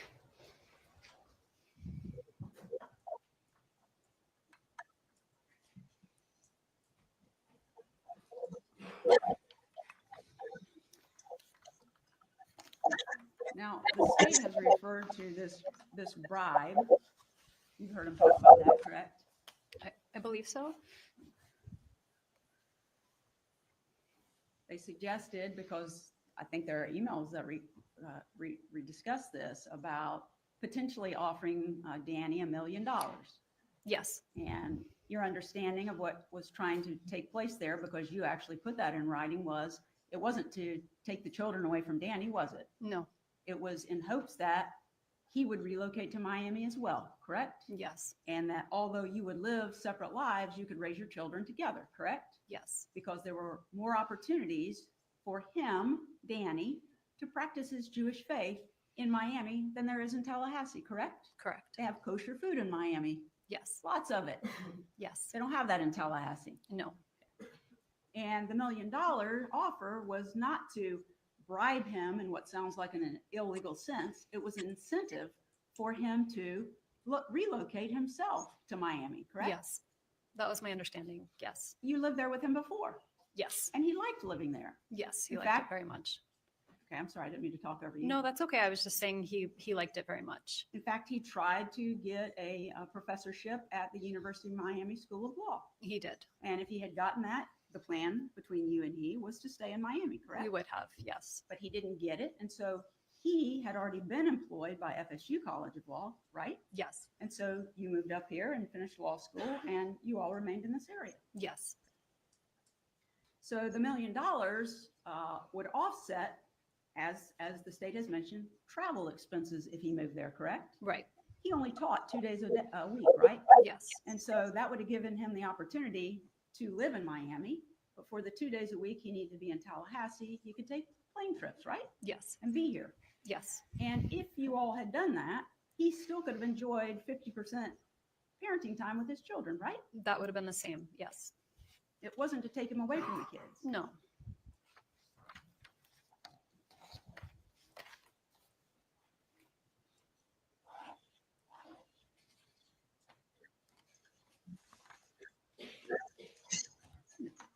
We're going to talk about relocation more than once, but I just want to make sure I understand how that all came about. Okay. So it was, you left the marital home in August or September of 2012. I think it was September. Okay. So you separated officially in 2012. Yes. By the time he was murdered, almost 2 years had passed. Yes. Okay. Do I understand it correctly that somewhere around October or November of 2012 that you interviewed for a job at a law firm in Miami? I did. And that was the Grossman firm? I think it's Grossman and Roth. Okay. And somewhere around December of 2012, they made you an offer. They did. And I don't need to know numbers, but was it substantially more than you were making in Tallahassee? It was, and it was just more secure. More secure. Okay. Not more money? No, it was more money, but it just, more than anything, it was secure money as opposed to grant money that could be taken away. Okay. So you were a professor also at the law school here in Tallahassee? I was. FSU? Yes. You were not tenured? No, I was a clinical professor. Okay. So being tenured means you have more stability in your job. Yes, you have more job security. Job security. Okay. And so you got that offer in December, and sometime in January, you told Danny that you had a good job offer, correct? Yes, I asked to meet with him and we went to get coffee and talk about it. Okay. And in part of that discussion, you asked him if he would consider all of you, not together, but all of you Yes. relocating to Miami, correct? I did. And he was going to consider that, He correct? said he was considering it. He wasn't opposed to it. You thought it would be good for all of you, correct? I thought it could be. Including the boys. Yes. He decided he didn't want to do it, right? He changed his mind. But you didn't change your mind, right? No, I kept going with it. So you filed a motion for temporary relocation, and you also amended your petition for dissolution to add relocation, correct? I did. At the time that you filed it, do you think you had a good shot at it? I thought I had a shot. I didn't really know. It would depend on the judge. Okay. And we'll go back to it later, but I guess on June the 18th of 2013, which would be right before your divorce was finalized, right? You had a hearing on your motion for relocation. Yes. And the state has already presented in its exhibits a copy of the order, and relocation was denied, correct? It was.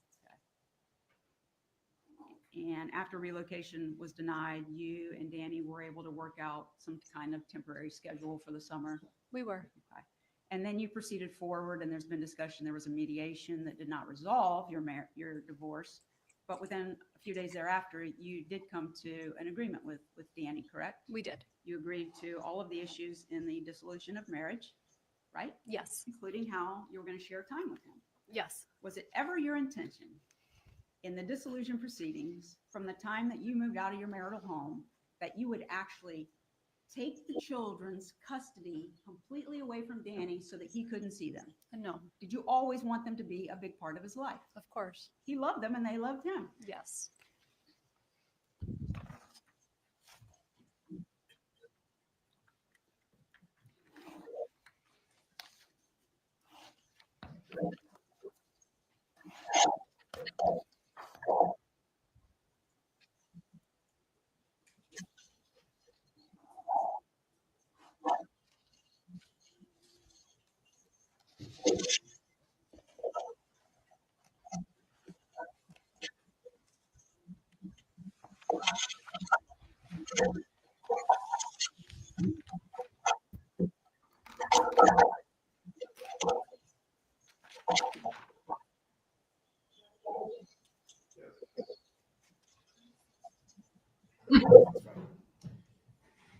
The bailiff will take you all to your room.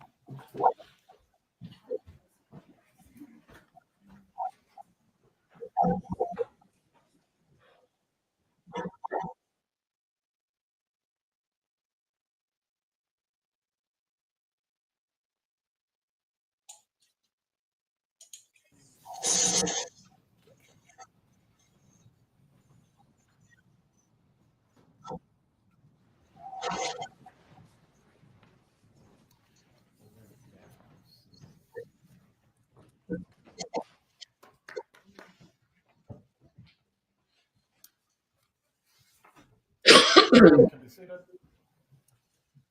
Ms. Fulford, you may continue with your cross-examination. Thank you.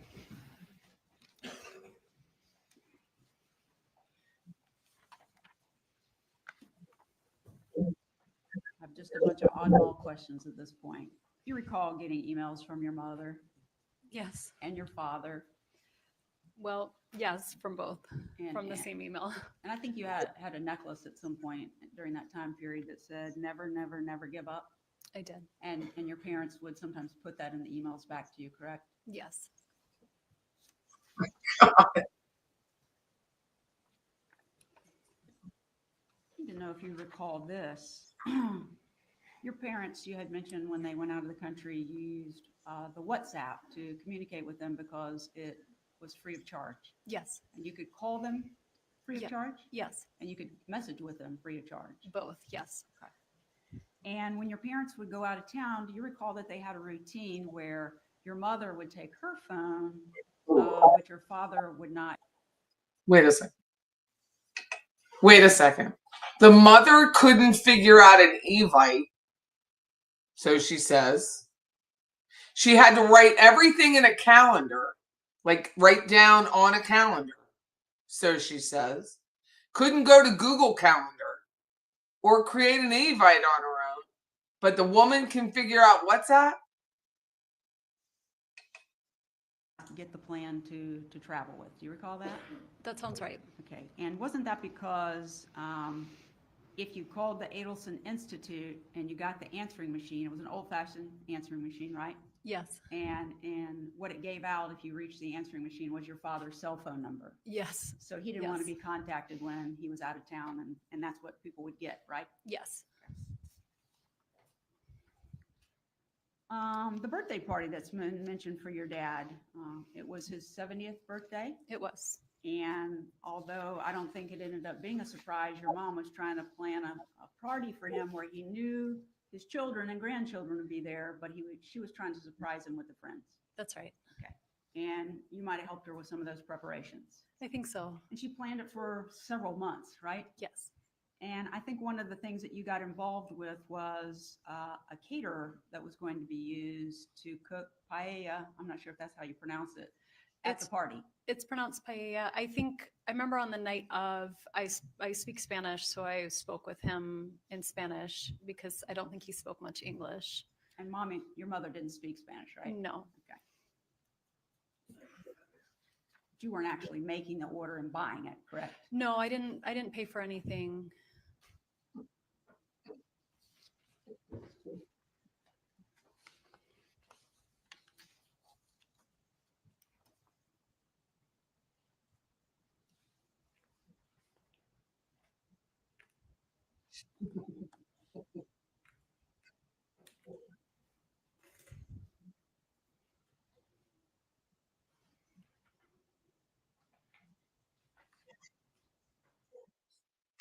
There is no way that Jackie Fulford was practicing law during 2020 during the COVID shutdown and not know what Skype is. Like, that's just not true.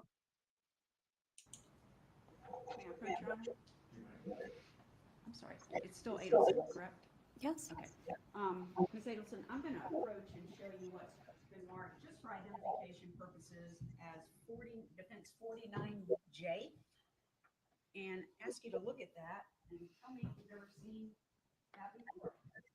I have seen this before. Okay, and that's an email that your father sent to you regarding the appointment that he had made for the TV to be repaired, correct? Correct. Okay. And on the front page, you can see where he's forwarding it to you, and it says, "Love, Dad," right? Yes. And then he tells you when the appointment's going to be, Friday the 18th between 8 and 12, right? Yes. And then when you flip, well, now stay on the first page. Do you see down almost 2/3 of the way down where it has the order information and the order creation date? Yes. And that date was what? The order creation date is July 11th, 2014. Okay. And on the next page, where the problem description is, it says that Harvey called in, stated that the 55-inch TV screen had some problems, right? Yes. Go to the next page. It repeats about the complaint that your father had about what was wrong with the TV, right? Yes. If you scroll down, there are some questions under date submitted, right? Yes. Whether the TV is wall mounted, Yes. what the size of the TV is, Yes. if it's mounted over 6 feet high, Yes. if the height of the ceiling, Yes. is it eligible for a loaner? Yes. Was it installed by the Geek Squad? Yes. Is the product that we're going to service in a place of business? So I'm saying yes that I see these questions, but the answer to that question is no. Right. Okay. Correct. That's what I was going to point out. So your Okay. dad said no to that one, correct? Right. Is the product that we are going to service in a place of business? And your dad answered no, correct? He answered no.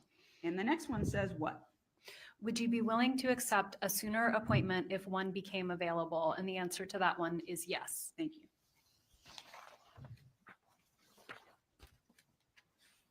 May I approach?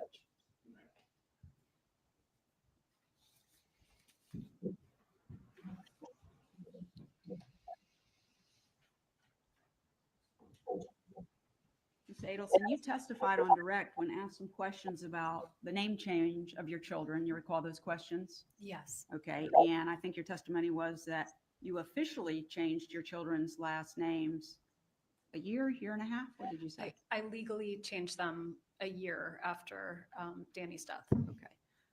But after he passed away and you went to Miami, it was time for your oldest child to be enrolled in kindergarten, right? Yes.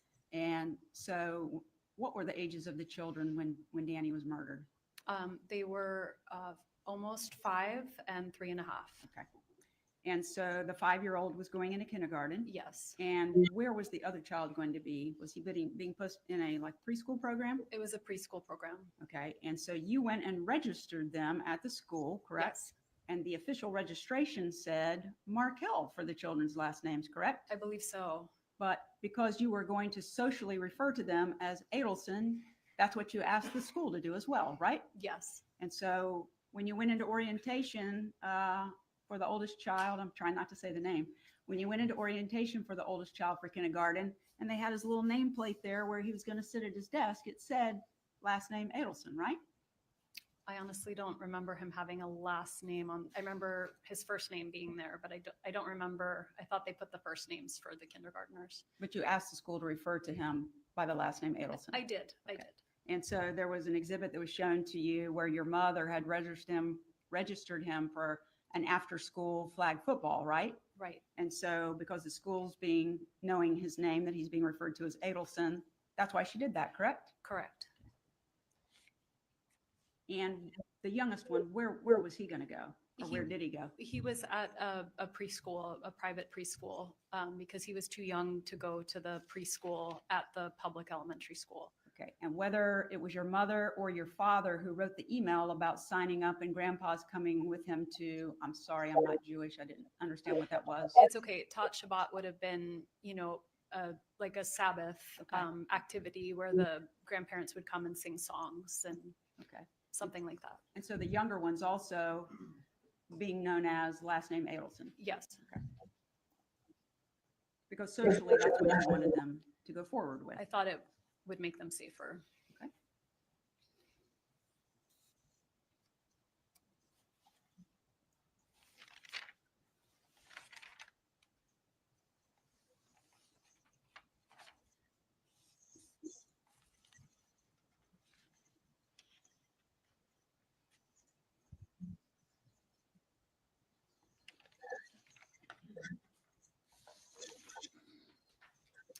There was some questions of you on direct about potentially purchasing a home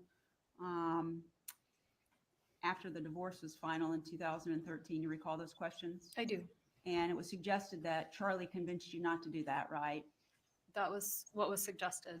But in fact, the reason I think you stated was because you hadn't gotten your settlement yet from Mr. Markel. Right. I didn't have the money to purchase a home. And so even though you had been interested in it, you had to notify your realtor that It wasn't possible at that time. okay.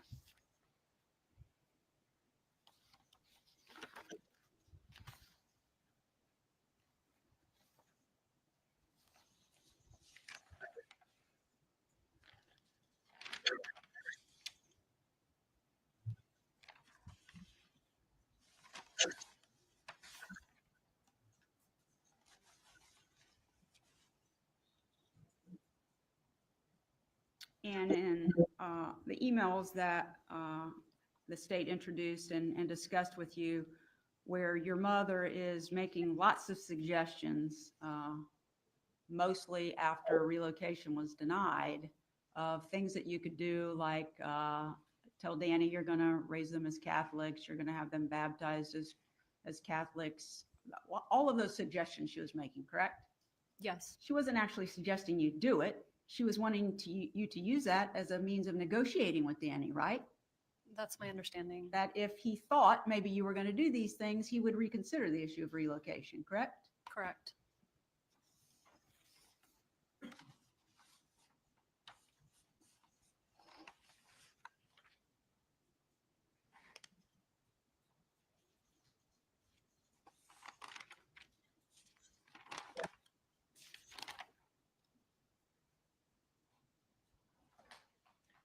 Testified that your mother hated Danny at the time that he was killed. Do you remember saying that?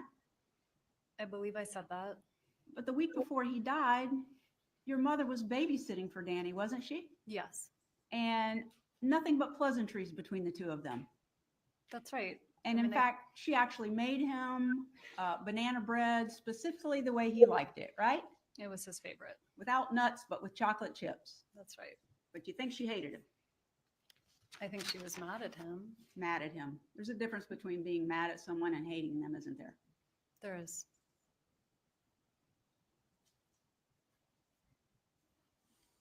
I think you testified that, and there may have been an email that suggested it, that you would have never left Danny if not for your mom and maybe brother's suggestions.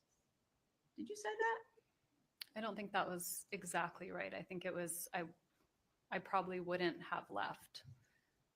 Kind of suggesting that maybe I would have wanted to, but wouldn't have had the strength or wherewithal to leave on my own. Okay. Isn't it true that each year, maybe not every year, but many years, yourself and Danny would, when you finished the school session here at FSU College of Law, you would go down to Coral Springs or Miami, whichever they were at, and you would spend almost 2 weeks with your parents, right? Yes. And that would be yourself and Danny when it was just you, right? Yes. And then after you had the children, all of you went down there, correct? Yes. Well, in fact, what really happened was in the summer of 2012, when you decided that you were going to leave Danny, Danny was down there with you, correct? Yes. And the children were there too. Yes. And they were young. How old were they? In 2012, they would have been 2 and 3. Okay. And Danny was there, and you actually asked your mom if she'd go out to coffee with you. You remember that? I don't remember that. And you told her then that you were going to leave Danny and get a divorce, didn't you?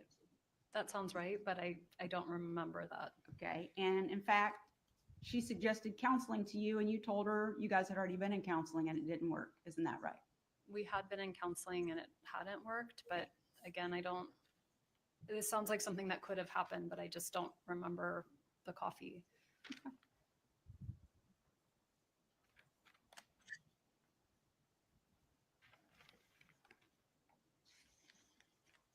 There was also questions of you, several questions about your interview with law enforcement the day that Danny was shot. You recall those questions from the state? I do recall the questions. And they were pointing out things that you had said about your family, your parents, Charlie. Remember those questions? I do. Isn't it true that when you were interviewed by law enforcement, what you said initially was that Danny's parents were going to think that you're the one who did it, right? I did say that.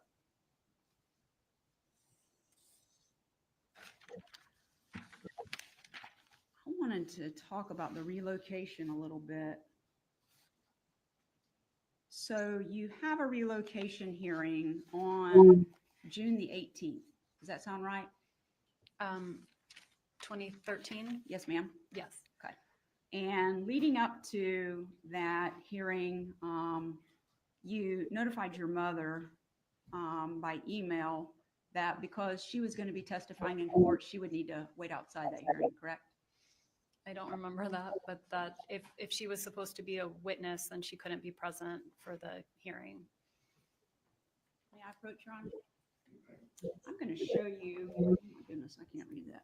I'm going to show you what's been marked for identification purposes of Defense Exhibit 49B. You can just read that for me, please, to yourself.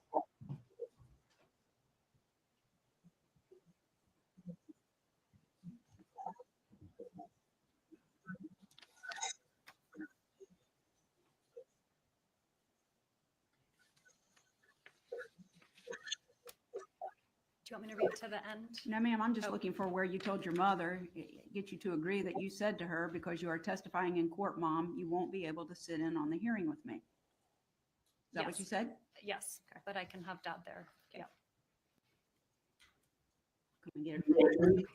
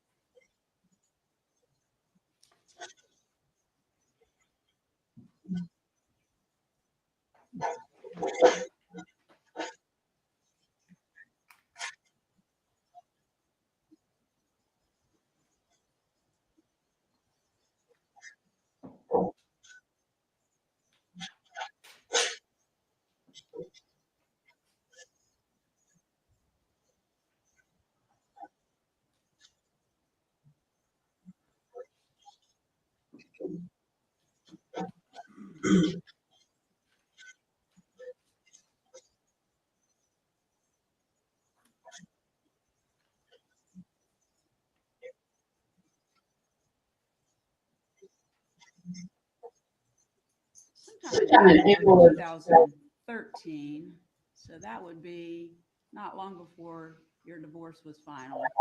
You took a trip. I don't know if you were speaking there or someone else was, but you took a trip out of town with a gentleman named Miguel. You recall that? I don't recall the trip, but I was seeing Miguel at the time.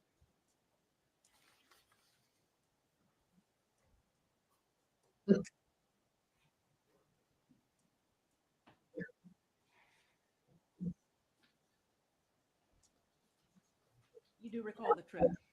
Well, I was seeing Miguel at the time, but I don't know what the trip was in April of 2013. I don't remember that. Can you tell me where we went? Yes, ma'am. I can get that. Okay.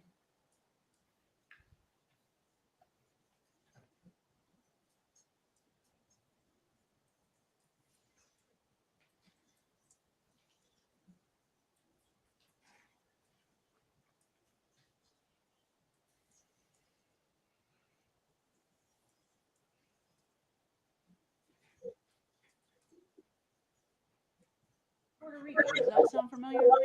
It was a clinical law professor conference. There's one every year, and that year it was in Puerto Rico. Okay. And did you speak at that, or you were there to get credit hours or something? of that No, nature? I spoke. About what? Such an idiot.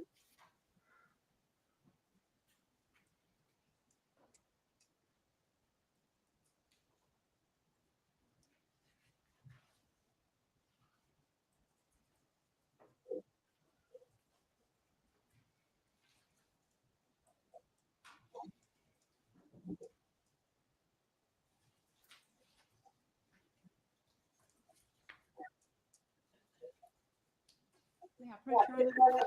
I'm going to now show you what's been marked for identification purposes as Defendant's Exhibit 1E.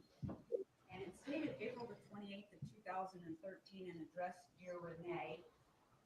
You don't need to read it all, but would you familiarize yourself with your communication there?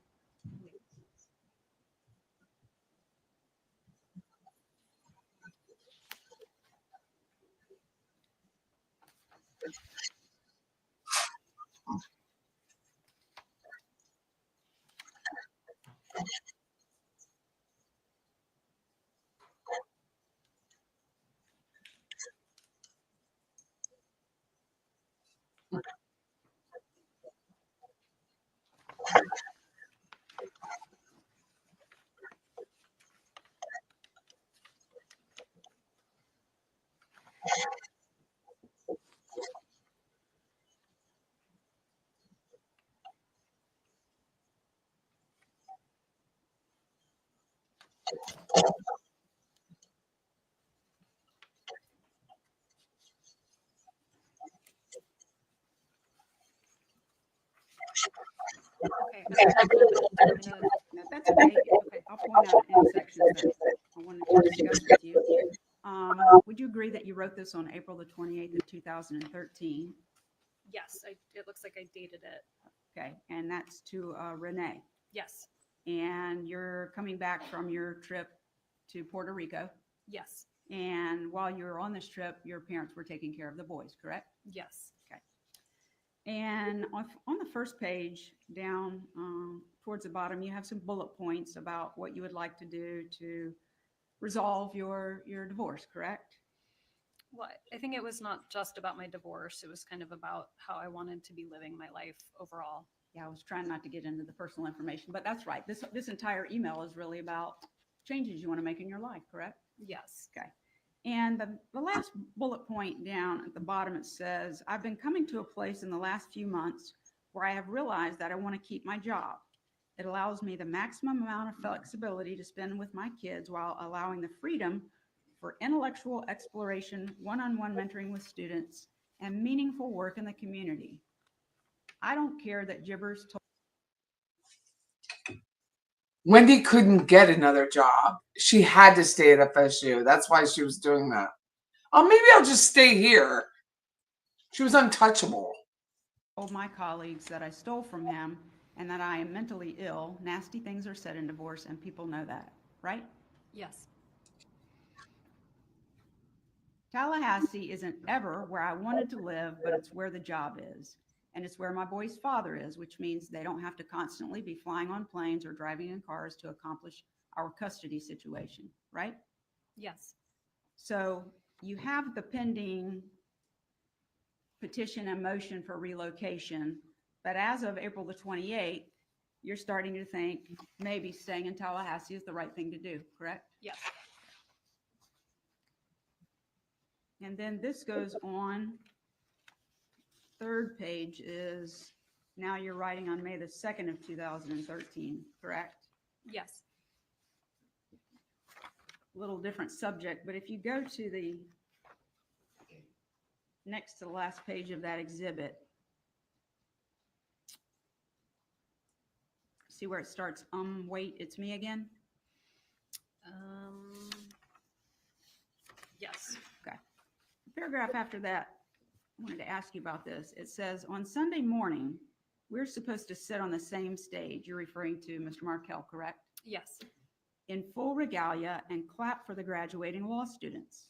I love graduation, and the Gibbs has never attended because it's normally on a Saturday morning and he is at synagogue, correct? Yes. And then you say it's on Sunday this year and I have the boys and the dean wants all faculty to attend. So I need to, it's only 2 hours and my mom can watch the boys during that time, correct? Yes. So it was fairly routine then for you to get your mother or both parents' assistance when you had somewhere that you needed to be and someone needed to take care of the children, correct? Yes.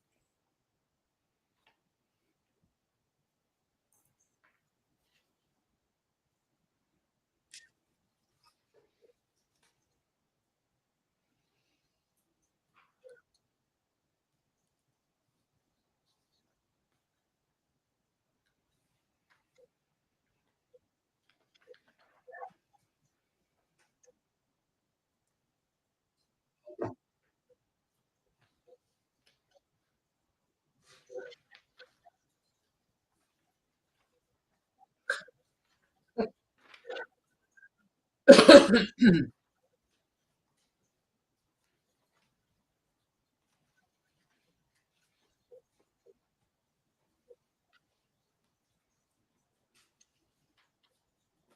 George, I have so many papers up here. I'm confused. And yet she blamed the state for not being organized.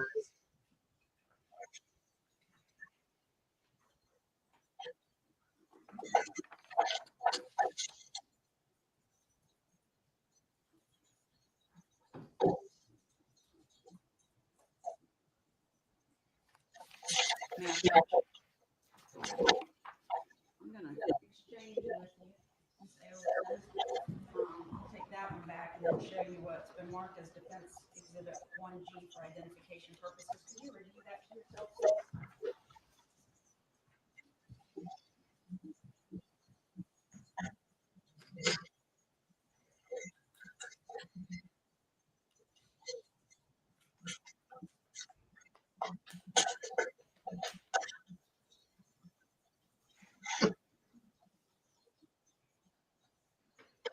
So bad.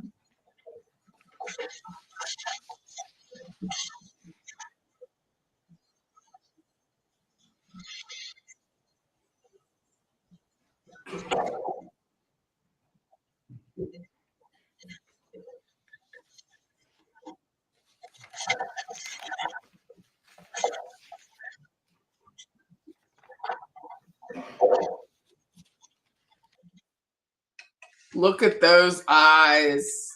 Those are some dead ass eyes. She knows. She knows. That's it right there. Damn.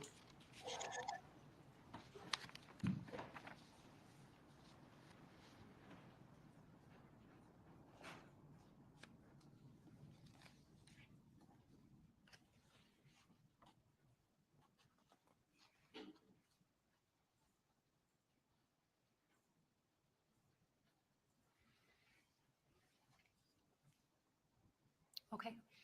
I'm not sure if this was to Renee or not. Yeah, you mentioned Renee. So this is on June the 4th of 2013, correct? Yes. And we're approaching the hearing date on the relocation motion, which is set for June the 18th, right? Yes. And in here, you're expressing some concerns over what you've been through in the divorce. But you said, and I think the state referred to this, that Mr. Markell had sent you a long message about how you could be doing all of the divorce stuff so differently in the spirit of love and joy, where we get together and talk about our vision for the boys and for our future. And I won't say what you said after that, but at this point, you're kind of agreeing with him. You want to do it peacefully, right? Yes. Okay. And you talk about the one alternative is you could call Gary. Now, Gary is the gentleman who was kind of offering you a position in Miami, right?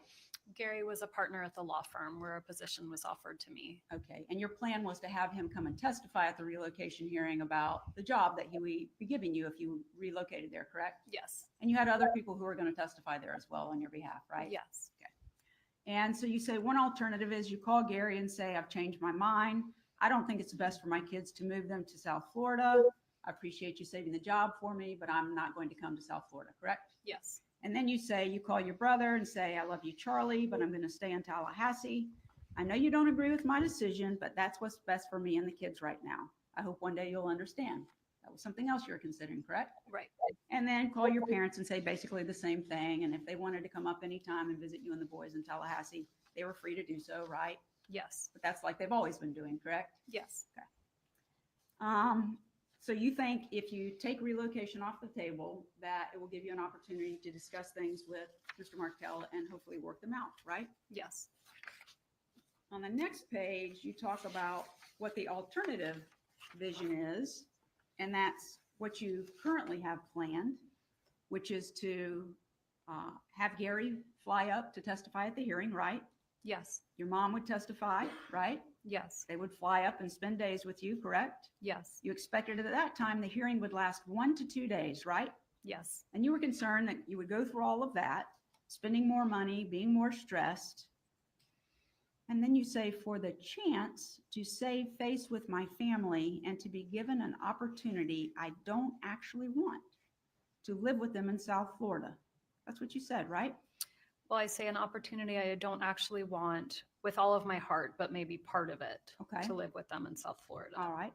And then you say, so I am willing to put myself through all of this just to keep up appearances with my parents and brother that I want to be living down in South Florida or down south with them, even though I don't want to.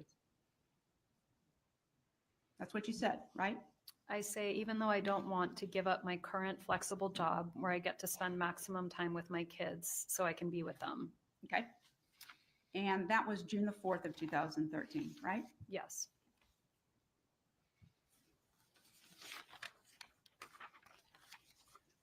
And what you end up choosing was the second alternative, correct? I went through with the hearing. Okay. And I think, let me find it.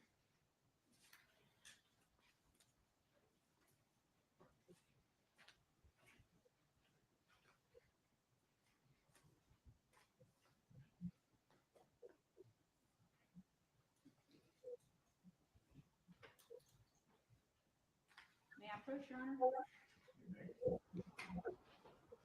I'm going to show you what's already been introduced into evidence as State's Exhibit 60. So you can figure out their lettering system. That would be why. I'll take this and let you take this book. Okay. And if you would review that pleading or this order that the court entered, please.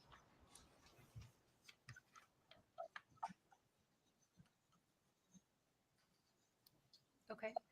Have you had an opportunity to review that? Yes. So you went into this hearing and Gary ended up coming, correct? He did. And he testified, right? Yes. And you gave some testimony, correct? Yes.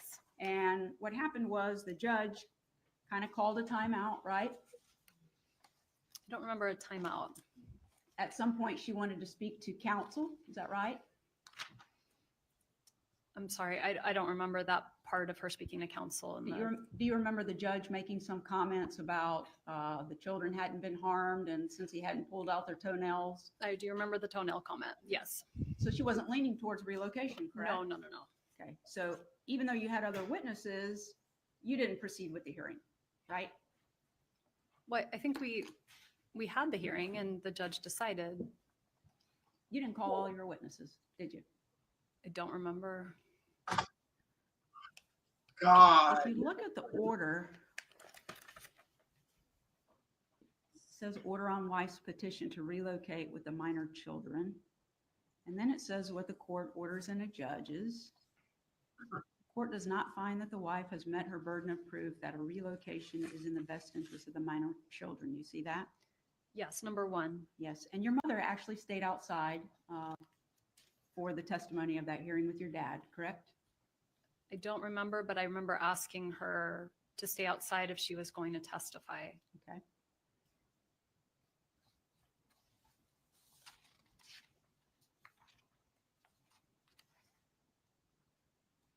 And you came outside at some point and told your parents that relocation was denied, correct? Correct.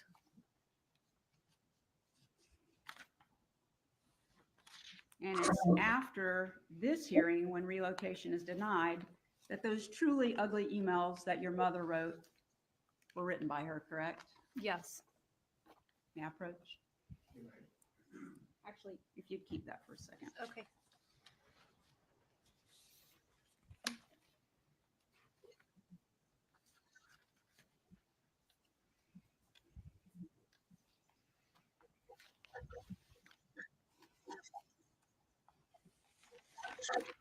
Once the final judgment was entered, the issue of relocation was over, right? Yes. Relocation from July 31st of 2013 until the time that Mr. Markell was murdered was never an issue again, was it? It was never an issue from the day it was decided on July 31st, 2013. That's when it ended. Certainly after the final judgment, correct? Yes. And that's the end of the discussion about relocation, right? Yes. no more plans about how to get relocation, that the issue's decided, correct? It was decided.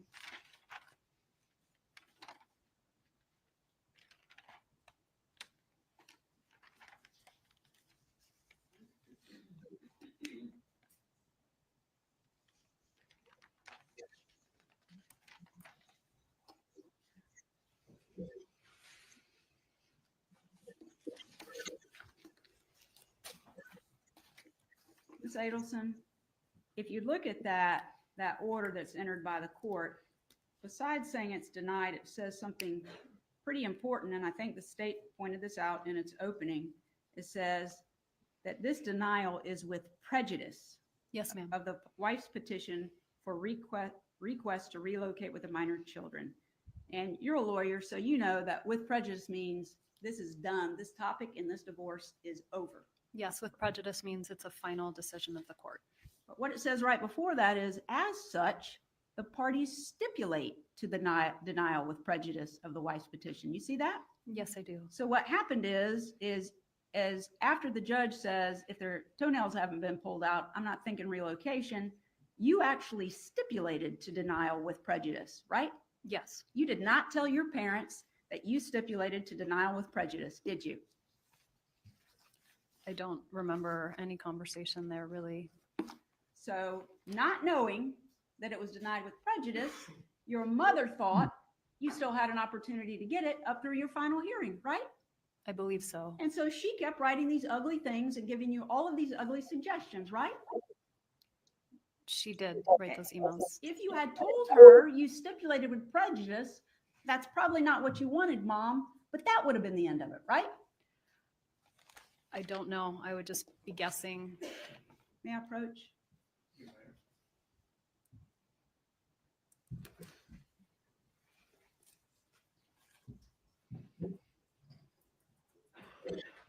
Well, if you'd just be guessing, after she thought it was finally over on July the 31st, there were no more emails suggesting you do things like she suggested between the hearing date on June the 20th and the final hearing on July the 31st, did she?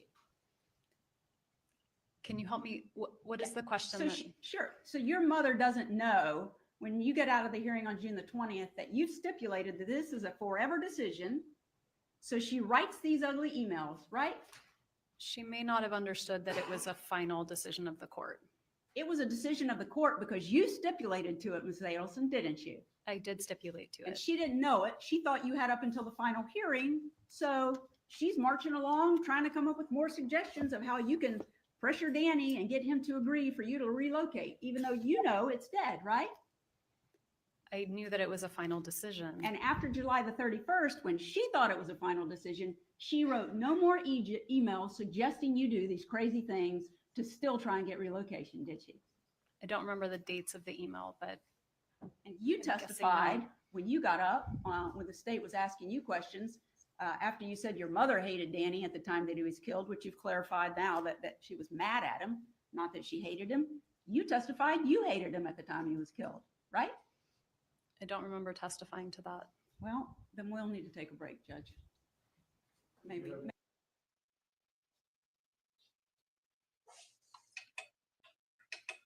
I don't think, what is it? What did it say? Something about Tim Jansen said it helped Wendy. I don't think this helps Wendy. May we approach?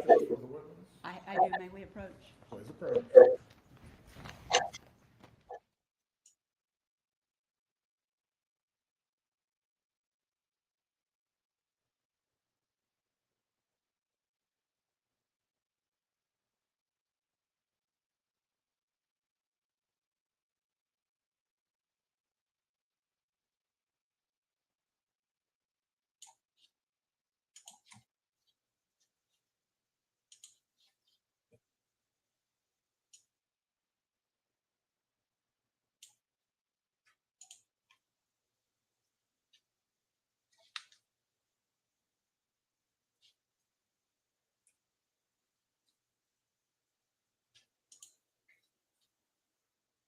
Hmm.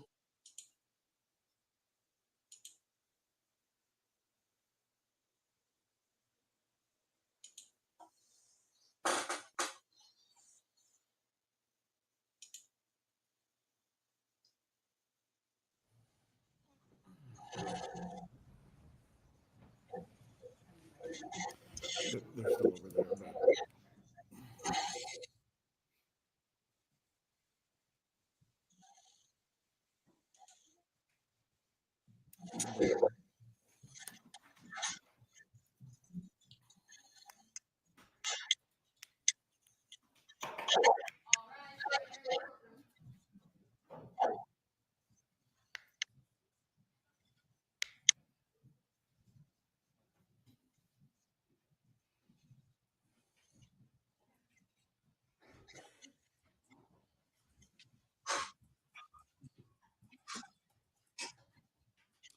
You may be seated.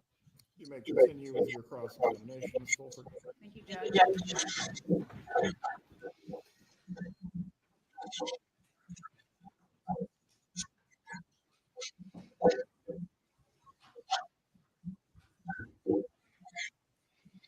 Adelson, isn't it true that before getting married to Mr. Markell in, was it 2006? 2006, we got married.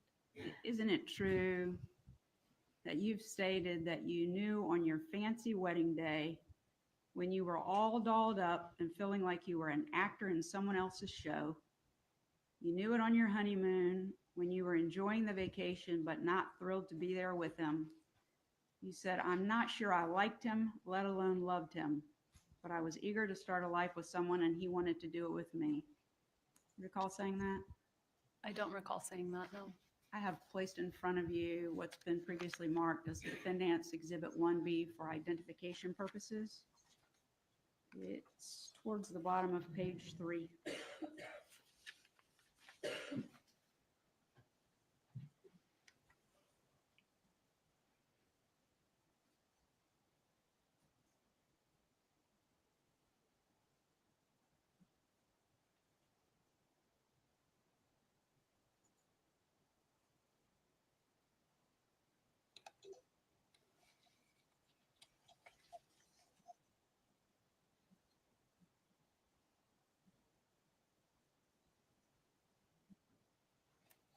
I see that I said that in 2013. Ms. Adelson, you would agree that when Danny Markell was murdered on June the 18th of 2014, your little boys lost their father for the rest of their life. On the day that he was murdered was July 18th, and yes, my boys lost their father. They're growing up as 11 years have passed without his influence in their life in any way. Isn't that correct? I wouldn't say without his influence in any way, but yes, they've grown up without their father. He's not here to give them advice.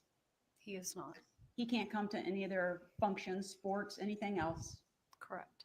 They're not eating kosher like they would have with their father. They are not. They don't have him at all. They don't have him in their lives day to day, no. Because on July the 18th of 2014, he was brutally murdered in his driveway. Isn't that true? That is true. And you testified on direct that anybody in your family that had anything to do with it should be held responsible. Isn't that correct? Yes. And that includes you, doesn't it? Anyone who's responsible.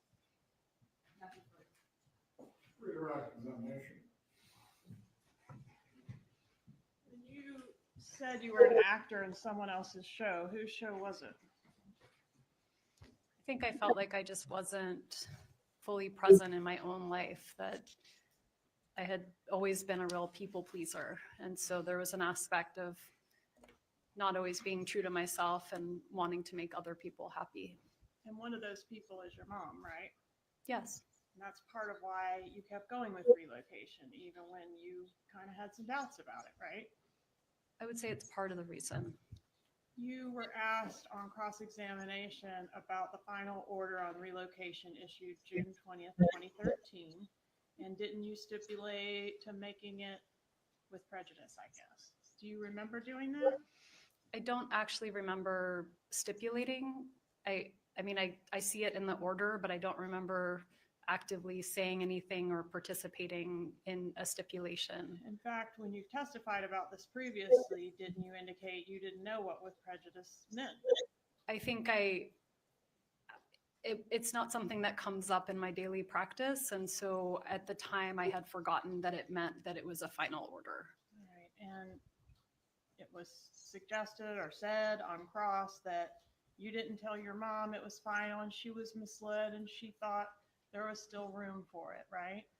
That is what was said to me on cross. I'm going to approach and show you what I've marked as 64JJ.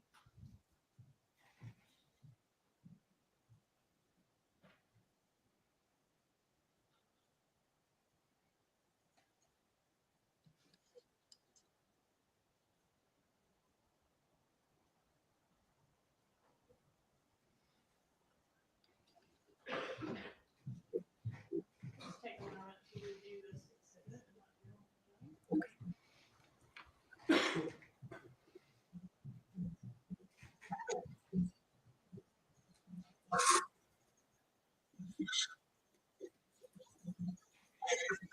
Okay. You recognize that email? I mean, I recognize the email address. Is that what you mean? Yes. The email from. The email is from my mom and dad's email address to a friend of theirs. Who's the friend? The Klegermans. I think it's Vicky, the woman in the relationship. Okay. And it's signed Donna, right? Yes, sorry. So it's from my mom. And in this email, does she indicate to the Klingermans that there is no chance at the appellate level for appeal of your relocation? Yes, that's what the email says. All right. And is that email dated 6/25/13? Yes. So 5 days after the order was issued, your mom did know that that order was final based on this. Based on that email, yes. Okay. It was, you were asked questions about, your mom never suggested any harm to Dan Markell to you, but she did want to bribe him, yes? Yes. Take control from him, weren't those her words? Yes. Aggravate him, Yes. scare him. I don't remember scare him, but I believe that was part of it. Give him some grief, Yes. take something from him. Yes. Show that fucker what would make him absolutely miserable, Yes. but definitely not kill him, right? I don't know what the question is. Donna was caring and devoted to your boys. You were asked about that. That's true, right? Yes. In fact, she maybe cared a little too much about your life and you and what was going on with you sometimes, right? I don't know that you can care too much. Even the Nazi uniform craziness came from her version of some kind of place of love. Would you agree with that? Yes. Because although her lawyers tried to downplay this, she was suggesting a baptism for these kids, right? Yes. She said she looked into it and could get it done in 2 weeks, right? I believe that's what it said. And didn't she justify the means or claim that this would be harmless to your children because it was just like playing dress up to them, right? Yes. Just like Jake the Pirates. Yes. She thought the ends, relocation, would justify the means, didn't she? Yes. And she thought a move to South Florida was what was best for you Yes. and what was best for your children, Yes. who she cared about more than anyone in the world. I mean, I don't know who she cared about most in the world, but she loves there- me. Is there anyone that she cares about more than those two boys? My dad. Okay. She thought relocation was best for those boys. They were Yes. going to have better opportunities, right? Yes. Better family support, Yes. a happier mother Yes. with a more lucrative profession. Yes. And your lives all depended on it. Isn't that what she said? Yes. And Dan Markell could have agreed, couldn't he? He was amenable, but then he didn't want to ultimately. Well, he could have moved to South Florida, right? Isn't that what you were asked on cross? Yes, he could have. could have moved to South Florida and enjoyed all that delicious kosher food down there, right? Yes. And if he had relented, you and he could have had separate lives in Miami and happily co-parented the boys, right? In That theory, could have happened. Yes, it could have. Except he wouldn't relent, would he? I mean, he said no, and so we had a hearing, and the judge said no. Right. He wouldn't relent. He wouldn't give your mom what she wanted, would he? I mean, we only had one conversation about it, so it wasn't like a ongoing thing. It wasn't an ongoing thing. What wasn't? I mean, between Danny and I, we talked about relocation. He said he would think about it, and then he said he didn't want to. And then we had the hearing, and then that was the end of it for me. Yes, but you were asked on cross, wouldn't things have been potentially great for Danny down there too? Yes, I think they would have. Couldn't we all have lived happily ever after if he would have agreed to move down there too? Possibly, right? Possibly. But he wouldn't agree. He didn't agree, no. Nothing further. Before we continue this afternoon, So I wanted to show you guys something. At some point, oh, fantastic, Sam. Stop.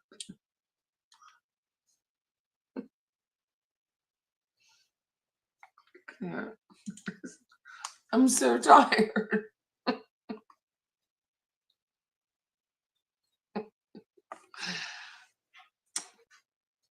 I'm sorry, that's just so funny. It's not funny, but it is. It's really funny.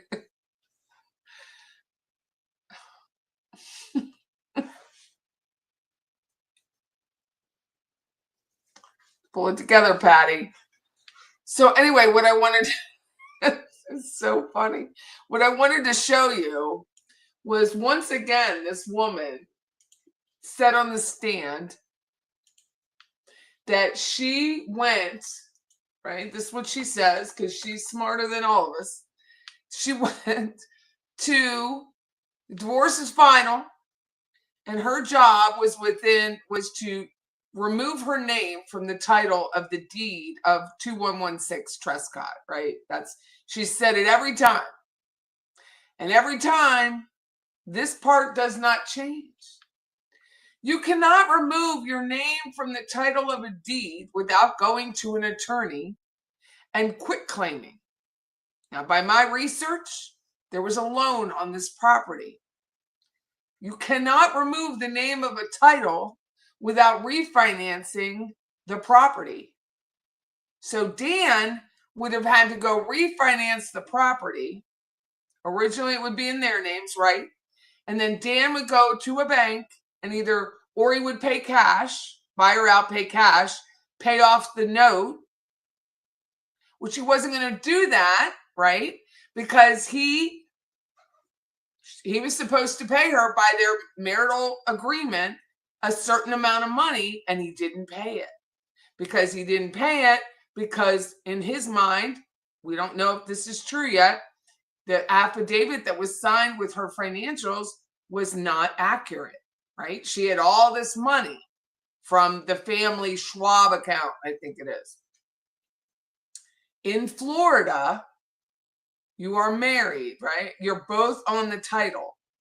When you divorce and there's a loan, the bank doesn't care about the judge or the divorce agreement. They do not care. You must refinance when there's a loan to remove that name. Then if there's a quit claim, it's called quit, Q-U-I-T, claim. It's just a short deed. Quit claim deed is what it is. And in that deed, it would have said Dan Markell, Wendy Adelson, right? Transfers to Dan Markell. Again, the only way to do that is to either pay off the note, which is the amount that they owe. It's what it's called in the United States. Pay off the note, pay the finalized mortgage amount, or refinance. Dan didn't file for a refinance. I attest to you There is no way in freaking hell this woman went in 2 weeks, removed her name from anything. And this is what it shows right here. They bought the home at 2116 Trescott, and I would show you everything, but every time I do it, freaking YouTube loses their mind, like I'm trying to out the world. So they purchased the home. It was an estate when they bought it. Okay, that's why this 100 is there. That's the only reason. It's an estate deed, which means someone died, they bought the house. Then before that, there's another number. It's like 212 they paid for the house or something like that. Then this is when they had the judgment, right? 7/31/13. She talks about that. That was the final judgment. It's the one freaking thing the woman didn't lie about. There is no quitclaim between final judgment or here.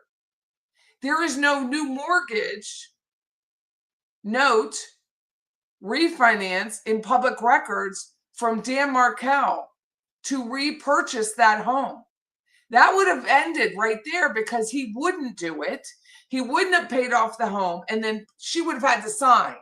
So that's the part I'm missing. So when someone is married in the state of Florida, and this is your primary residence, your homestead property, I assume you're all kind of watching maybe the Federal Reserve and that Federal Reserve Governor Cook, who violated mortgage law by claiming 2 primary properties. Can't do that. You know why? Because you're not allowed to take advantage of the discounted interest rate twice. You can only have one. Like if you live in Pennsylvania and then you move to Florida, it's 6 months in one day. You cannot claim primary residence 2 times. You can't do it. In that case, Cook did it within 2 weeks. In the case I talked about with my friend Julie, the woman who stole $400,000 from her, allegedly, Danielle Andrews, is a realtor here in town. She did that within 2 weeks. She remortgaged 2 properties. So that's going, before, if we get Jack Campbell to pay attention to it, let's put it that way. But you can't do that. So when a marital home, Wendy would have had to go sign to transfer that quitclaim deed, and so would Dan.